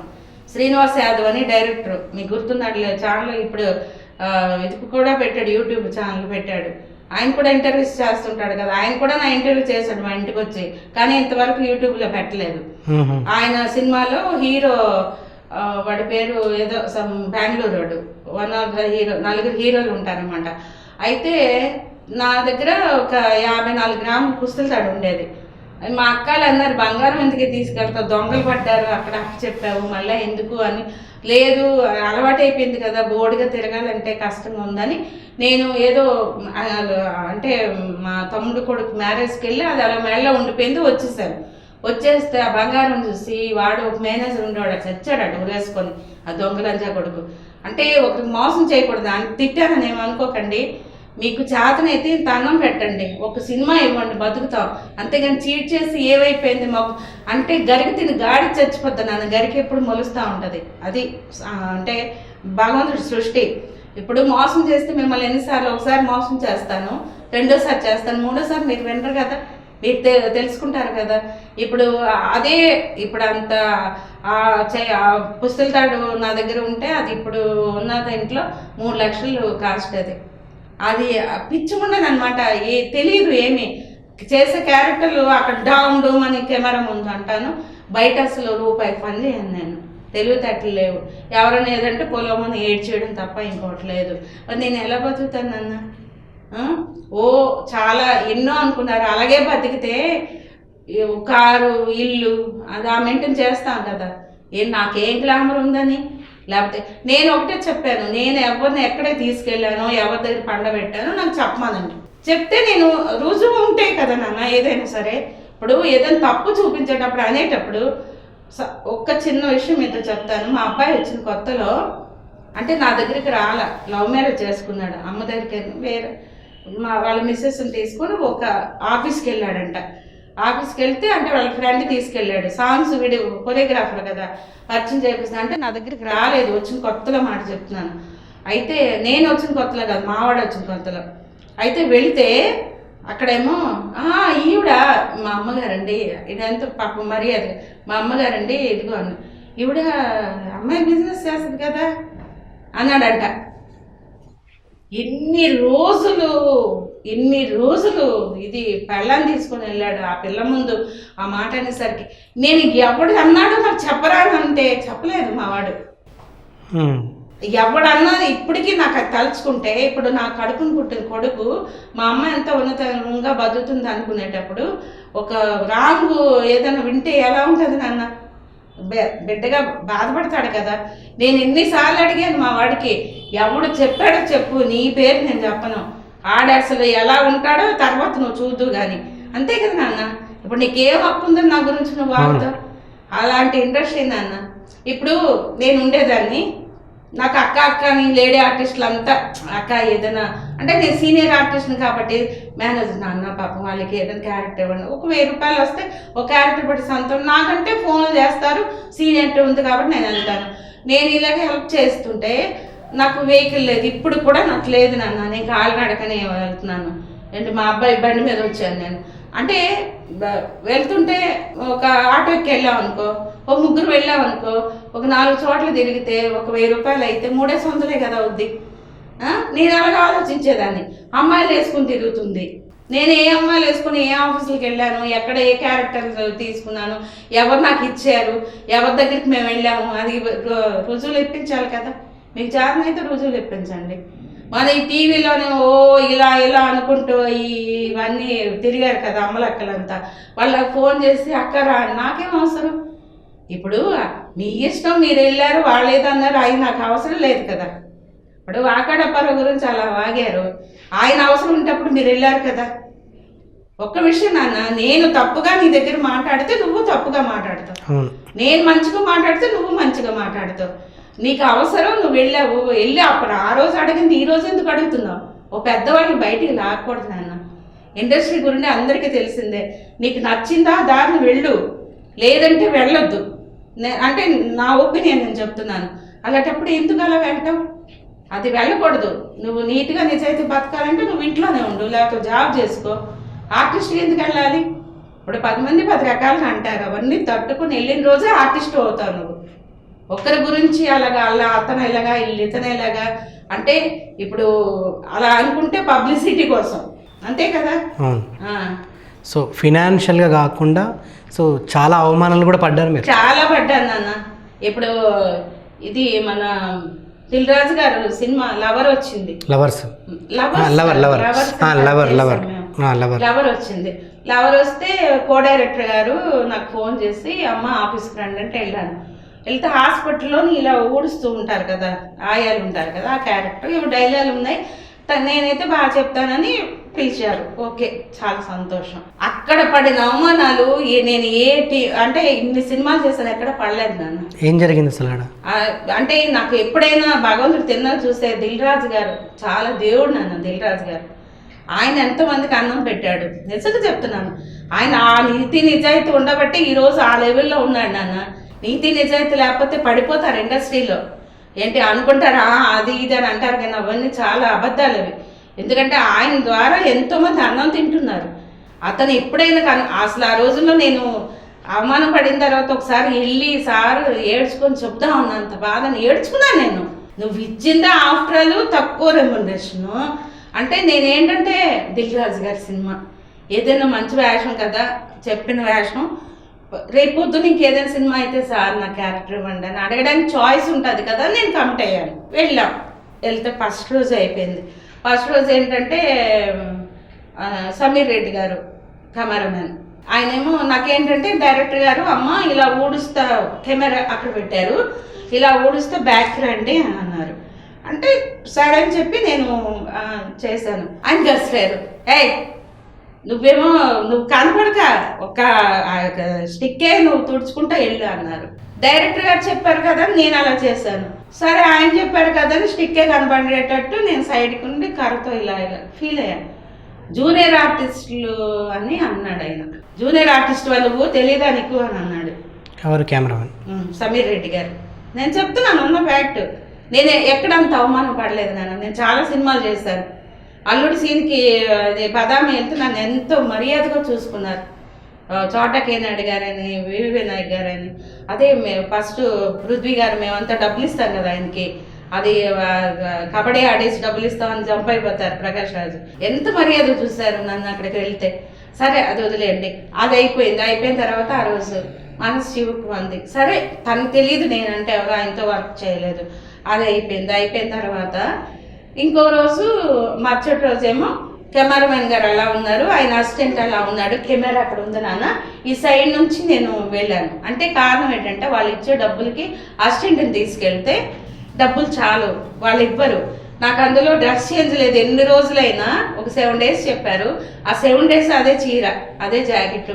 మరి ఆ మాత్రం దానికి ఒక హ్యాండ్ బ్యాగ్ వేసుకొని వెళ్తే హాస్పిటల్ సీన్ మంచాలు ఉంటాయి కదా, వీళ్ళంతా ఉంటారు ఎవరు అంటే జూనియర్ ఆర్టిస్టులు. అందులో ఒక అంకుల్ ఉన్నారు, అమ్మ నువ్వు నీ ఫోను నీ బ్యాగ్ ఎక్కడికి పోదు, అక్కడ పెట్టు, నేను ఈ మంచం మీద ఉంటాను కదా, నేను కానీ బయటకు వచ్చేటప్పుడు నీకు చెప్తాను తీసుకుందో కానీ అన్నారు. సరే మార్నింగ్ అక్కడ సార్ వాళ్ళు ఉన్నారు, గుడ్ మార్నింగ్ సార్ అనుకుని వెళ్ళి ఇలా వెళ్తుంటే అసిస్టెంట్ అలాగ ఉన్నాడు, కెమెరామెన్ అసిస్టెంట్, ఎవరో నాకు తెలియదు. కెమెరా ఎక్కడ ఉంటే ఎలా ఎదురుకొచ్చేస్తావేట అన్నాడు. షూటింగ్ జరగట్లేదు, ఆర్టిస్టులు లేరు, నేను బ్యాగ్ పెట్టుకోవడానికి వెళ్తున్నాను. నాకు తెల్లవారి అసలు టిఫిన్కి వెళ్ళలేదు, ఏమి వెళ్ళలేదు నాన్న. అది ఓకే అయిపోయింది ఆ రోజు. అదే సినిమా, అదే లవ్వర్కే మీకు జరిగిన సేమ్ సినిమాలు జరిగి ఫస్ట్ రోజు అలా జరిగింది. రెండో రోజు ఆ మధ్యాహ్నం నేను టిఫిన్కి వెళ్ళాను. టిఫిన్కి వెళ్తే లైన్లోని ప్లేట్లు పట్టుకొని నిల్చోవాలి. సరే తిందాం, అక్కడే దోశలు పోస్తారు, తిన్నాం. టీ అడిగాను, కాఫీ అడిగాను. నేను కాఫీ అడిగితే వాడు ప్రొడక్షన్ వాడు ఏం చేశాడు, కాఫీ కలుపుతూ ఉండి అందులోని ఏదో పురుగు పడింది. పురుగు పడితే ఎడమ చేతి గోరితే ఇలా తీసాడు. నేను అక్కడ నిల్చున్నాను, ఉన్న ఫ్యాక్ట్ అండి జరిగింది, నేను అబద్ధం చెప్పను. ఇలా గోరిత తీసాడు. తీస్తే నేను అన్నాను అదేంటి చేయి పెట్టారు స్పూన్తో, ఏంటి పడిందంటే ఏదో చేయలే అన్నానేమో అన్నాడు. అన్న తర్వాత నాకు వేరే కప్ ఇవ్వరా, ఇది నేను చూసాను పురుగు ఏదో పడిందని అంటే నేను ఆ టీ మెల్ట్ అయిపోద్ది కదా ప్లాస్టిక్. నేను అసిస్టెంట్ని తీసుకెళ్తే కప్పు వాటర్ అన్నీ నాకు సపరేట్ ఉంటాయి, కానీ అది అలాంటిది లేదు అక్కడ. సరే అది విసిరిస్తే ఎందుకు కాఫీ విసిరిస్తామని అడిగాడు. అది మెల్ట్ అయిపోయిందండి, మళ్ళీ అది ఇంకో దాంట్లో పోస్తామన్నారు కదా అని అంటే, నీలాంటి దానికి ఆ డబ్బాలో టీ పెడతారు కదా జూనియర్ ఆర్టిస్టులకి, అదే కరెక్ట్ వెళ్ళి తాగు అన్నాడు. ఏదో పోన్లేని వాటర్ బాటిల్ ఇస్తున్నాను నీకు అని అన్నాడు. మనసు చివుకు మంది నాన్న. అయితే ముక్కు మొహం తెలియదు. సరే అది అయిపోయింది, నేను కాఫీ తాగలేదు, ఏడ్చుకుంటా వచ్చేసాను. నాకు మాట్లాడితే కన్నీళ్ళు వచ్చేస్తాయి. అంటే నేను చాలా హార్ట్ఫుల్గా ఉంటాను నాన్న, నాకు కుళ్ళు కల్మషం ఏం తెలియదు. ఎంత యాక్ట్ చేస్తానో రియల్ లైఫ్లో ఏదైనా నేను తప్పు చేస్తాను కాళ్ళు పట్టుకుంటా, నా తప్పుంటే నేను తప్పు చేశాను కాళ్ళు పట్టుకుంటాను, ఆ క్షణం కాకపోతే తర్వాత అయినా సరే. ఆ రోజు అలాగే అయిపోయింది. అయిపోతే ముక్కు మొహం తెలియని లేడీస్ ఇది నర్సులు జాబులు క్యారవాన్లో ఉన్నారు. వాళ్ళు ఇన్ని సినిమాలు చేసి ఇన్ని నాటకాలు వేసి నంది అవార్డులు అందుకొని నాకు క్యారవాన్ ఇవ్వక్కర్లేదు, అక్కడ కూర్చున్న ఒక గౌరవం లేదు. సరే అయిపోయిన తర్వాత భోజనం నేను 2 రోజులు నా కడుపు నొప్పి వచ్చింది, రైస్ వేరేది ఏదో పెట్టారు, నేను ఇంట్లో అన్నం వండుకొని తీసుకెళ్ళాను. తీసుకెళ్తే ఆ రోజు నేను భోజనానికి వెళ్ళకపోతే స్టిల్ ఫోటోగ్రాఫర్తో నేను చాలా సినిమాలు వర్క్ చేశాను. ఆయనేమి ఏంటి అంటే ఆ 2 రోజులు ఆయన ఎదురుగా కూర్చొని భోజనం చేశాను. ఏంటి జగదీష్ గారు రాలేదు అని అంటే నేను ఏడుస్తుంటే జూనియర్ ఆర్టిస్ట్ లేడీస్ అందరూ అమ్మ అమ్మ చాలా గౌరవంగా చూస్తారు నన్ను.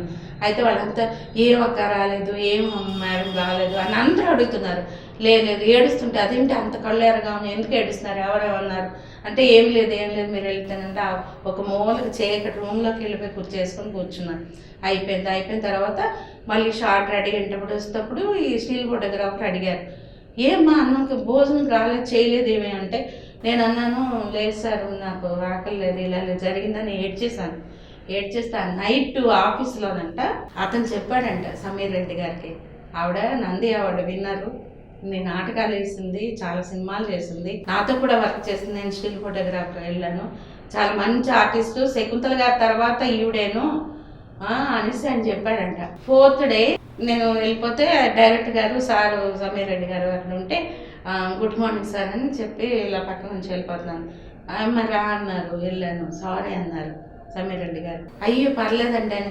ఆయన డైరెక్టర్ గారు ఎందుకు సారీ చెప్తున్నారు సార్ అని, ఏదో మొన్న జూనియర్ ఆర్టిస్ట్ అనుకున్నాను నేను తనని, సారీ అమ్మ మీరు చాలా నాటకాలు వేసారంట కదా, చాలా అవార్డ్స్ వచ్చేసారు అని. తర్వాత టక్ నాకు ఉక్రోషం అది వచ్చేసి నేను ఇలాగ అవార్డులు అనుకుని ఇది అది టక్ చెప్పేసిన తర్వాత సారీ అన్న, ఓకే సార్ అయ్యో మీరు సారీ నాకు చెప్పలేదు సార్ మీరు పెద్దవాళ్ళని అయిపోయింది, అక్కడికి అయిపోయింది. ఆ మధ్య లంచ్కి వెళ్ళాను నన్ను, ఆ రోజు చాలా ఆనందంగా ఉన్నాను. అంటే సారు గుర్తించారు నన్ను, మనకి లక్షలు రానక్కర్లా, వాళ్ళు ఇచ్చే గౌరవం, ఒక కెమెరామెన్ ఒక డైరెక్టరు మనకి ఇచ్చే గౌరవం. సరే వెళ్ళిన తర్వాత వాడు అన్నీ ఏమీ లేవు అక్కడ, ఏమి లేవు. షార్ట్ అయిన తర్వాత వెళ్ళాను, కూర అడిగితే అక్కడ ఉన్నాయి, అవి ఏం లేదు, పప్పు ఏవో ఉన్నాయి అంతే. వీళ్ళేమో వచ్చారు, ఎవరు ఈ అమ్మాయిలు ఉన్నారని చెప్పానే గౌన్లు వేసుకొని నర్సులుగా, వాళ్ళు నేను ఎక్కడ ఏ సినిమాలో చూడలేదు నాన్న, మీరు చూడండి నేను ఎక్కడికి వెళ్ళినా సరే అమ్మ మీరు లవర్స్ చేశారు కదా, మీరు పిల్ల జమీందారు చేశారు కదా, నన్ను ఐడెంటిఫై చేస్తారు, నాకు ఆ విలువ ఉంది. చేసిన చిన్న క్యారెక్టర్లా ఉన్నా నేను ఇన్ని క్యారెక్టర్లు చేశాను కాబట్టి నాకు విలువ ఉంది. సీరియల్స్ చేశాను 70 సీరియల్, అంటే సీరియల్లో ఇంకా పేరు ఉంది. సరే వచ్చారు, వచ్చిన తర్వాత హార్ట్ ప్యాక్ తెచ్చి వాళ్ళు కొట్టిస్తున్నారు. వాళ్ళు వచ్చి నేను కూర్చుని టేబుల్ దగ్గర కూర్చుంటే ఇలా రా అన్నాను నేను ప్రొడక్షన్ వాడికి, మరి ఏమి లేవన్నా కూరలు ఎలా వచ్చాయన్నాను. నువ్వు అక్కడ ఏముంటాయి ఏగులు మూగుతున్నాయి అవి వేసుకుని తినమన్నావు, మరి వాళ్ళకి హార్ట్ ప్యాక్ తెచ్చి చేస్తున్నావు కదా అవి ఎలా వచ్చాయని అడిగాను నేను. మీరేంటంటే ప్రతిదానికి అడుగుతారు, ప్రతిదానికి క్వశ్చన్ చేస్తారంటే మీరు తినండి, తినండి లేకపోతే మానేయండి.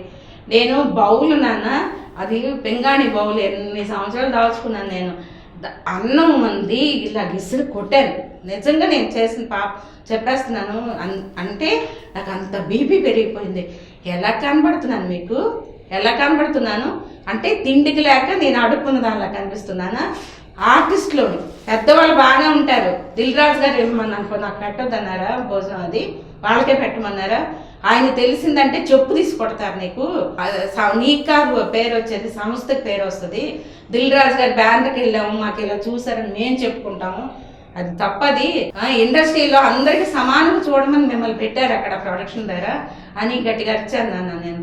అరిచిన తర్వాత అసిస్టెంట్ డైరెక్టర్ తర్వాత అక్కడికి వెళ్ళిపోయాక షార్ట్లోకి వెళ్ళిపోయాక, అమ్మ ఇంకో సారీ ఉంటే మార్చుకున్నమ్మ వేరే సినిమా అని అన్నాడు. సరే అని చెప్పి క్యారవాన్లో అక్కడ మార్చుకోవడానికి కూడా ఏం లేదు, అది క్యారవాన్లోకి వెళ్ళి మార్చుకున్నామని చెప్పేసి వెళ్ళిపోయాడు ఆయన.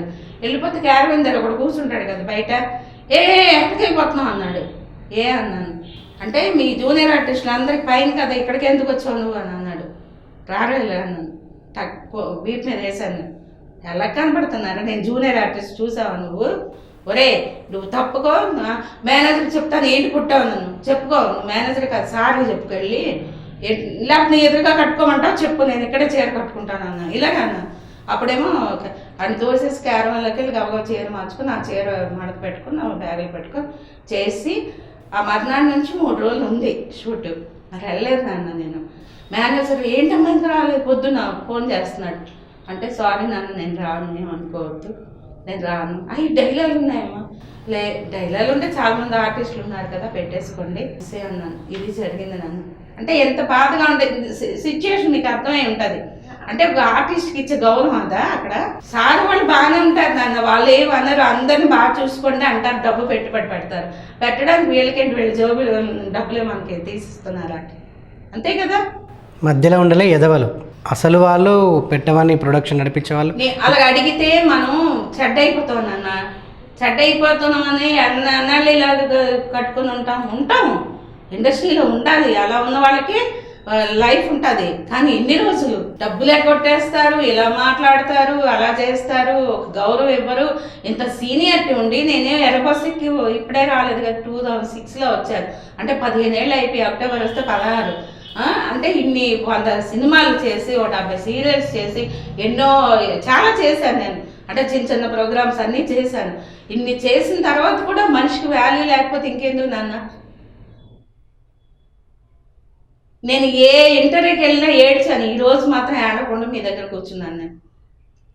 మన రోషన్ గారి దగ్గర కూడా నేను ఏడ్చాను, అంటే నా ఫీల్. కానీ ఈరోజు నేను ఏడవలేదు, ఎందుకంటే నిజాలు నిర్భయంగా చెప్పాలి నాన్న. మనం తప్పు చేస్తే కదా, ఏంటి ఇవ్వరు, అమ్మో నోరు వేసుకుని పడిపోతే ఇండస్ట్రీలో విలువ ఉండదు, ఎవడకు పిలవడు అని అంటారు. ఎందుకు పిలవరు? పిలిచేవాళ్ళు, అన్నం పెట్టేవాళ్ళు లేకపోతే నాలాంటి వాళ్ళు ఎలా బతుకుతారు నాన్న? ఇప్పుడు నాకు ₹1,00,000 నాకు అవసరం నాన్న, ఎవడన్నా ₹1 ఇస్తున్నాడా? నాకు ఇంటద్ది కట్టలేదు, నా కాస్ట్యూమ్స్, ఆర్నమెంట్స్ ఏదైనా మంచి క్యారెక్టర్ పడింది అనుకో, నేను ఎక్కడికి వెళ్ళి తెచ్చుకుంటాను? తాళం ఇస్తే వాళ్ళు. ఆస్ట్రేలియాలో ఉంటాడు మా ఇంటి వాండరు, వాళ్ళ మా చిన్నమావయ్య మోతీనగర్లోనే ఉంటారు. నేను అసలు అక్కడికి వెళ్ళడం మానేశాను. 6 months నుండి మెయింటెనెన్స్ కట్టలేదు, 5వ నెలతో ఇది కరెంటు బిల్లు కట్టలేదు, నాకు తినడానికి తిండి లేదు, బియ్యం లేవు. ఎవరిస్తారు నాన్న నాకు? అంటే ఒక గుడ్డ ముక్క కట్టుకొని, బొట్టు పెట్టుకొని, ఇత్తడి గాజులు వేసుకొని నేను ఛానల్కి వచ్చినంత మాత్రం నాకే వెనకాల ఆస్తులు ఉన్నట్ట? అలా మెయింటైన్ చేసే అపార్ట్మెంట్ అంటే నాకు సొంతం కాదు కదా. నా సొంతం ఎవరైనా కొనేమ్మను, అప్పుడు నేను ఎవరిని అడుక్కోను. క్యారెక్టర్లు ఇవ్వండి అయ్యా, మేము ఒక 4 రోజులు కష్టపడి చేసుకుంటూ మేము తింటాము. ఇలాగ చేసిన కూడాను ఎప్పుడో జన్మకో శివరాత్రి లాగా ఒక రోజు వస్తే అలాగ వాళ్ళ డబ్బులు కట్ చేస్తే మేము ఎలా బతుకుతాం నాన్న చెప్పండి? అది పొజిషన్. పెద్ద హీరోలతో మీరు ఎవరెవరితో చేశారు? బాలయ్య బాబుతో సింహ చేసాం, అంటే చాలా రోజులు చేశాను నేను, 18 రోజులు చేశాను. అంటే విలేజ్ బ్యాక్ డ్రాప్ బాబు, అది 9th తరగతి చనిపోయే సీన్లు అని, అదే కిన్నెర గారు పక్కనే ఉంటాను నేను, అది చేశాను. దమ్ము చేశాను ఎన్టీఆర్ గారిది, కానీ మేము కనపడం క్రౌడ్లో కదా, డైలాగ్స్ ఏమీ లేవు. తర్వాత ఏమో పెద్ద ఆర్టిస్టులు అంటే మరి బన్నీ బాబుతో రంగస్థలం చేశాను, చరణ్ బాబుతో. మళ్ళీ నైట్ గబలిస్తుంది కదా, నా వాయిస్ ఓవర్ మీద చంపడగలుగుతాడు, ఆ నీటి అడుగులు జాడల్లో సంచరిస్తున్నాడు అనేసి వాయిస్ ఓవర్ మీద ఆయన వెళ్తాడు అనమాట. అది బాబుతో చేశాను. అంటే మంచి వేషాలు పడలేదు నాన్న, ఏదో పిలుస్తారు, ఆవిడ మంచి ఆర్టిస్ట్ అంటారు, కానీ బ్రేక్ రాలా.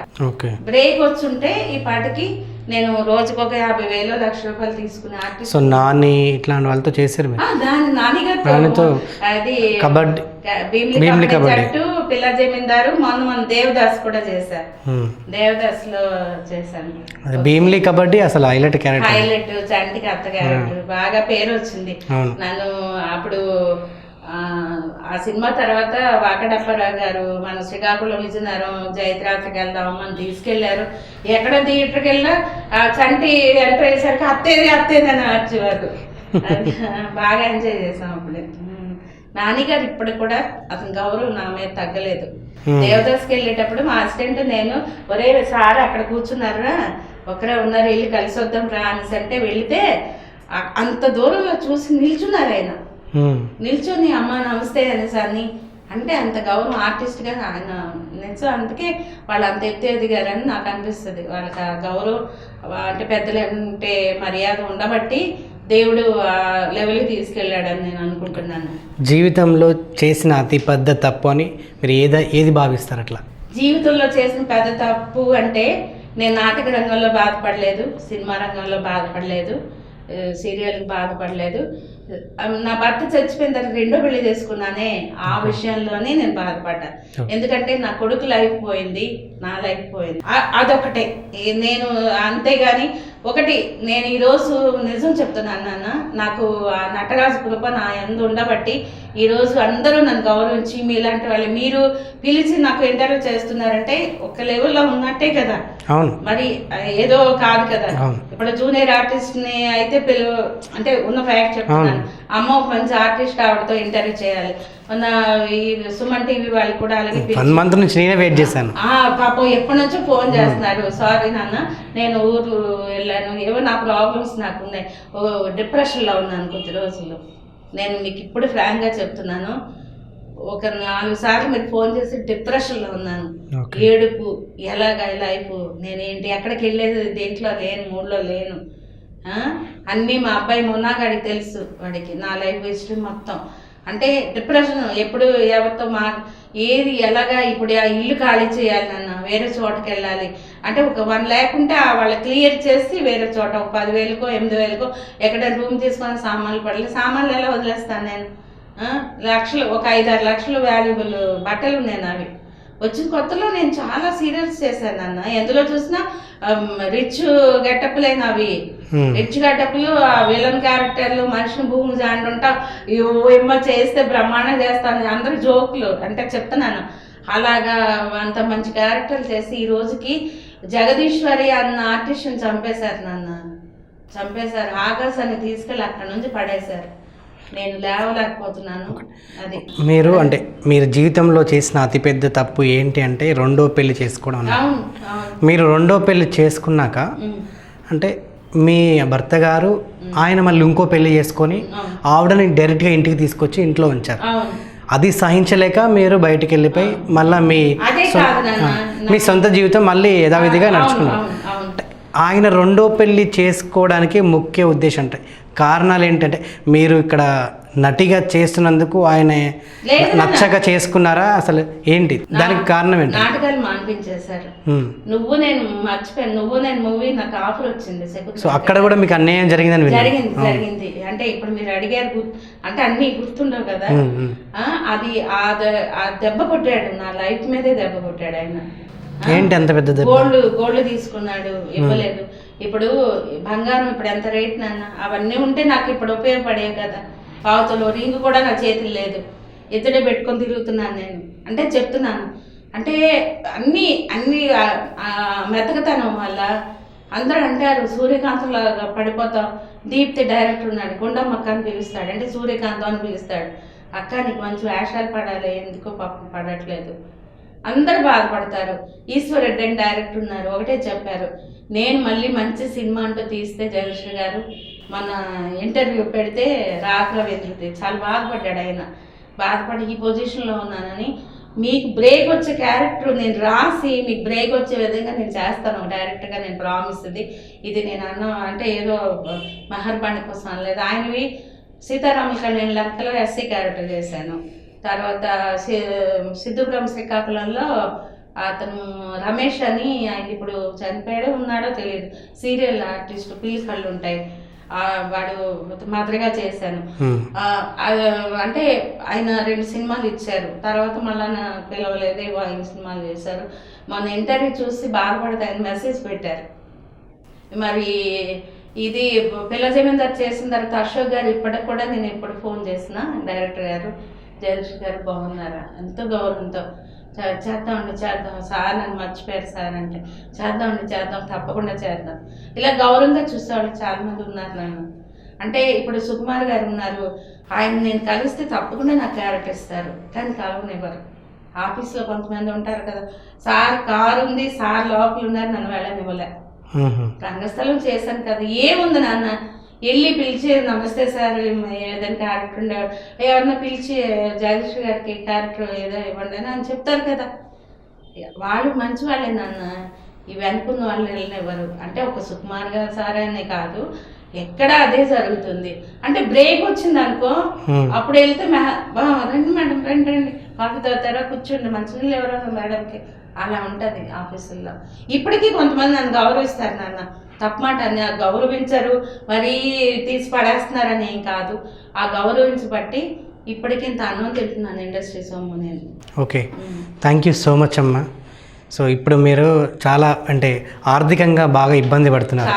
సో నా ఇంటర్వ్యూ ద్వారా నేను ప్రతి ఒక్కరికి చెప్పేది ఏంటంటే, సో జగదీశ్వరమ్మ దగ్గరగా 17 సంవత్సరాల నుంచి ఇండస్ట్రీలో ఉన్నారు. అనేక పాత్రలు, ఎన్నో సినిమాలు, 3000 నాటక షోలు ప్రదర్శించారు. అందులో 1200కు పైగా ఒక అంటే అగ్రనటిగా, ఉత్తమ నటిగా కూడా తన పురస్కారాలు ఎన్నో అందుకున్నారు. సో అలాంటి నటి ఇప్పుడు ఈ కోవిడ్-19 దగ్గరగా 6 నెలల, ఈ 6 నెలల్లో ఆమె 6 నెలల రెంట్ కూడా కట్టలేని పరిస్థితి. దయచేసి ఎవరైనా మిత్రులు కానివ్వండి, సో ఇండస్ట్రీలో ఉన్న పెద్దలు కానివ్వండి, బయట వాళ్ళు ఎవరైనా కానివ్వండి, దయ తెలిసి పెద్ద మనసు చేసుకొని కింద ఆవిడ number, PhonePe, Google pay account number details కూడా స్క్రోల్ అవుతుంటాయి. దయచేసి ఈ ఇంటర్వ్యూ ఎవరైతే చూస్తున్న వారు ఎవరైతే ఉన్నారో మీ జేబు నుంచి ₹1 అన్నా కూడా ట్రాన్స్ఫర్ చేయండి. 1,00,000 మంది చేస్తే ₹1,00,000 అవుతాయి. తను ఈరోజు అంటే అద్దె కట్టుకోలేని పరిస్థితి, తన సామాన్లు, తను కట్టుకునే బట్టలు ప్రతి ఒక్కటి ఆ ఇంట్లో ఉండిపోయాయి. సో అది లాక్ చేసుకొని 6 నెలలు తను ఎక్కడో ఉండవలసిన పరిస్థితి ఏర్పడింది. దయచేసి పెద్ద మనసు చేసుకొని మీరు సహాయం చేస్తారని మనస్ఫూర్తిగా కోరుకుంటున్నాను. తప్పనిసరిగా నా ఇంటర్వ్యూ ద్వారా మీకు సహాయం అందుతుందని చెప్పేసి నేను మనస్ఫూర్తిగా అనుకుంటున్నానమ్మా. తప్పకుండా జరుగుతుంది. Thank you so much. ఇక మీదట కూడా మీకు మరిన్ని అవకాశాలు రావాలని ఆ దేవుని మనస్ఫూర్తిగా కోరుకుంటున్నాను. Wish you good luck and all the best.